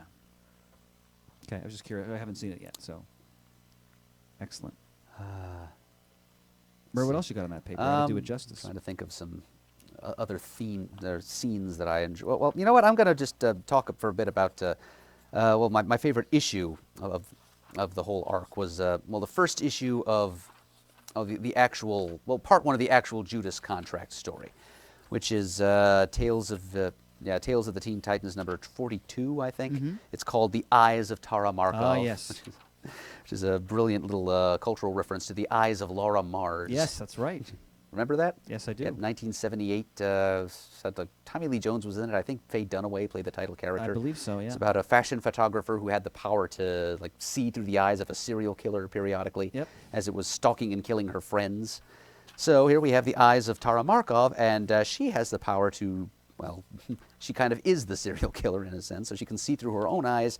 And so we get it's her taking a tour of the Titans and their personal lives as she, surreptitiously photographs all their, hopes and dreams and strengths and weaknesses, entrances and exits to their dwelling places. So all the time she's compiling intelligence for her employer and lover, Deathstroke. And so there's lots of shots. Perez excelled at this. This was a visual device that he employed a lot in the Teen Titans and in Crisis eventually, too.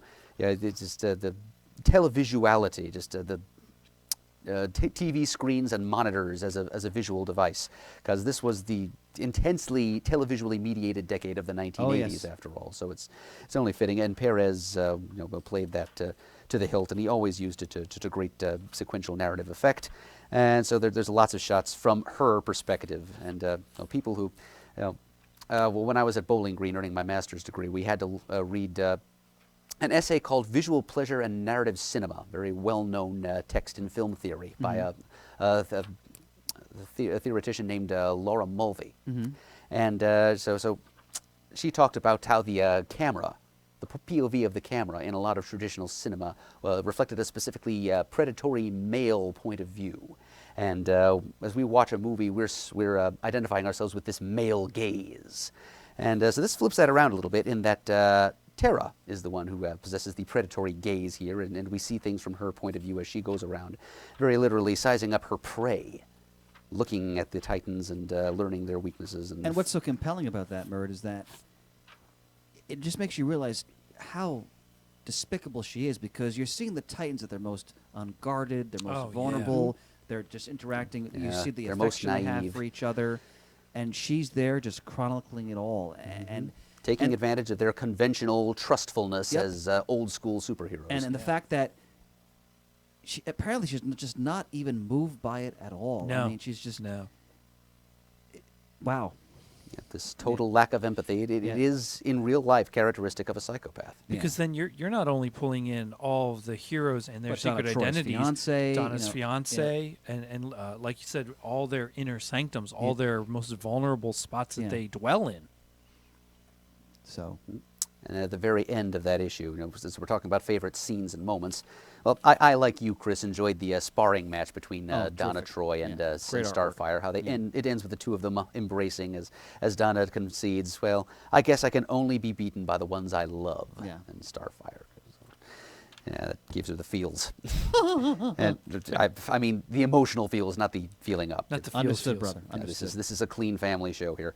But then on page 21 of that issue, when Tara has gone nuts during her sparring match with Gar, and the Titans corner her and grill her about it a little bit, and she starts to sweat, and she says, it wasn't me doing all that. I was imagining I was doing that stuff to the terrorists that were manipulating me, that killed my mom and dad.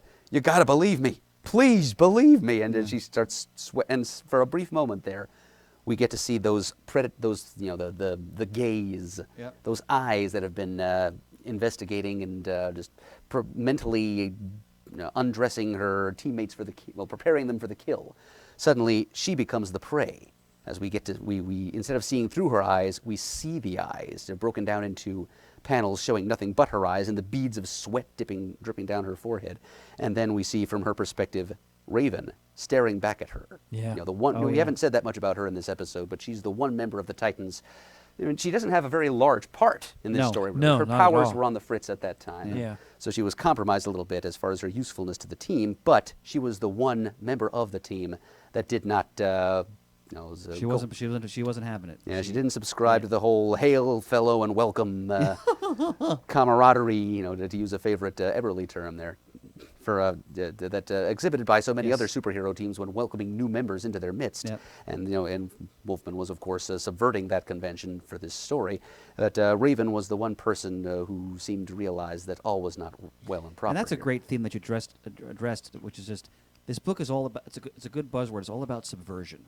I mean, there's so many classic tropes being subverted Right. in this story. both literally and Yeah, metatextually. and it's done so well. We also have to remember, in terms of the twisted aspects of it, how twisted Slade's perspective is, because he blames the Titans for the death of his son.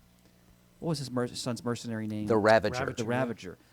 Oh, obviously, it wasn't the Titans' fault that Ravager died, but that's his perspective. And he also wants to, again, the obsession with his code, he wants to finish his son's contract. Yeah. Right? And so he himself is looking at this from a very skewed, tragic perspective, because you realize, obviously, deep down, you have to assume Slade really blames himself for all that's happened here, because ultimately he set his son on this path. He was filling his head up with that perspective of the warrior, and he was training him when he was a kid. They had showed flashbacks of that and so forth. So there's a lot of heavy psychological stuff going on in this story. Oh, yeah, It's- between many characters. Yeah. It's terrific. And he probably never admitted to himself No, of where course he not. led all How that. could he function? Yeah. I mean, his wife tries to kill him. It's. Has anybody read the Deathstroke the Terminator series that they did? I've never No. read that series. Mm. Was Me it the either. 80s and the 90s they did that series? think so. Yeah. So it's in my back issue bits of the store. but Yeah, I've I read have it. maybe 3 issues of it. Okay. Including the Zero issue, which is part of Zero Month at Zero Right. Hour. So I have all of those, but that's Yeah. really the only reason I even went near Deathstroke at that Yeah. time. But he's over the years he's become one of the villains I always want to read about, that I just find very compelling. The look of his skill set, and his backstory. It's fascinating. Yeah, So- the problem I have with it, and the reason why I really didn't touch the Deathstroke series too often in the 80s and 90s, is because I find him more interesting when he's in a superheroic context like this. The Deathstroke solo stories were a little bit too edgy and. Well, he's a mercenary, so. Well, yeah, I mean, it's hard to get away from that, Yeah. but he fell too much into the anti-heroic Yeah. subgenre of the 90s. He was just too much, like the Punisher, only worse. Yeah. Because he was an unrepentant killer, a professional killer, in Right. fact. And he didn't have the redeeming humor that Deadpool had, Yeah. and that's since Deadpool, I think, was pretty unapologetically modeled after Deathstroke. Except with a sense of humor. Right. I kind of prefer Deadpool to Deathstroke. It's just the flavor of the Deathstroke comics of the 90s was just a little bit too hard and edgy for me, and that remains true in the New 52. That was one of my least favorite new series of Yeah, the I New didn't read 52. that one. So, are there other comments, gentlemen? No, I know. I'm good. We've covered a lot of ground, and Murd puts it all eloquently, to say the least. Well, I'm rambling quite a bit. Shane. Never, my friend.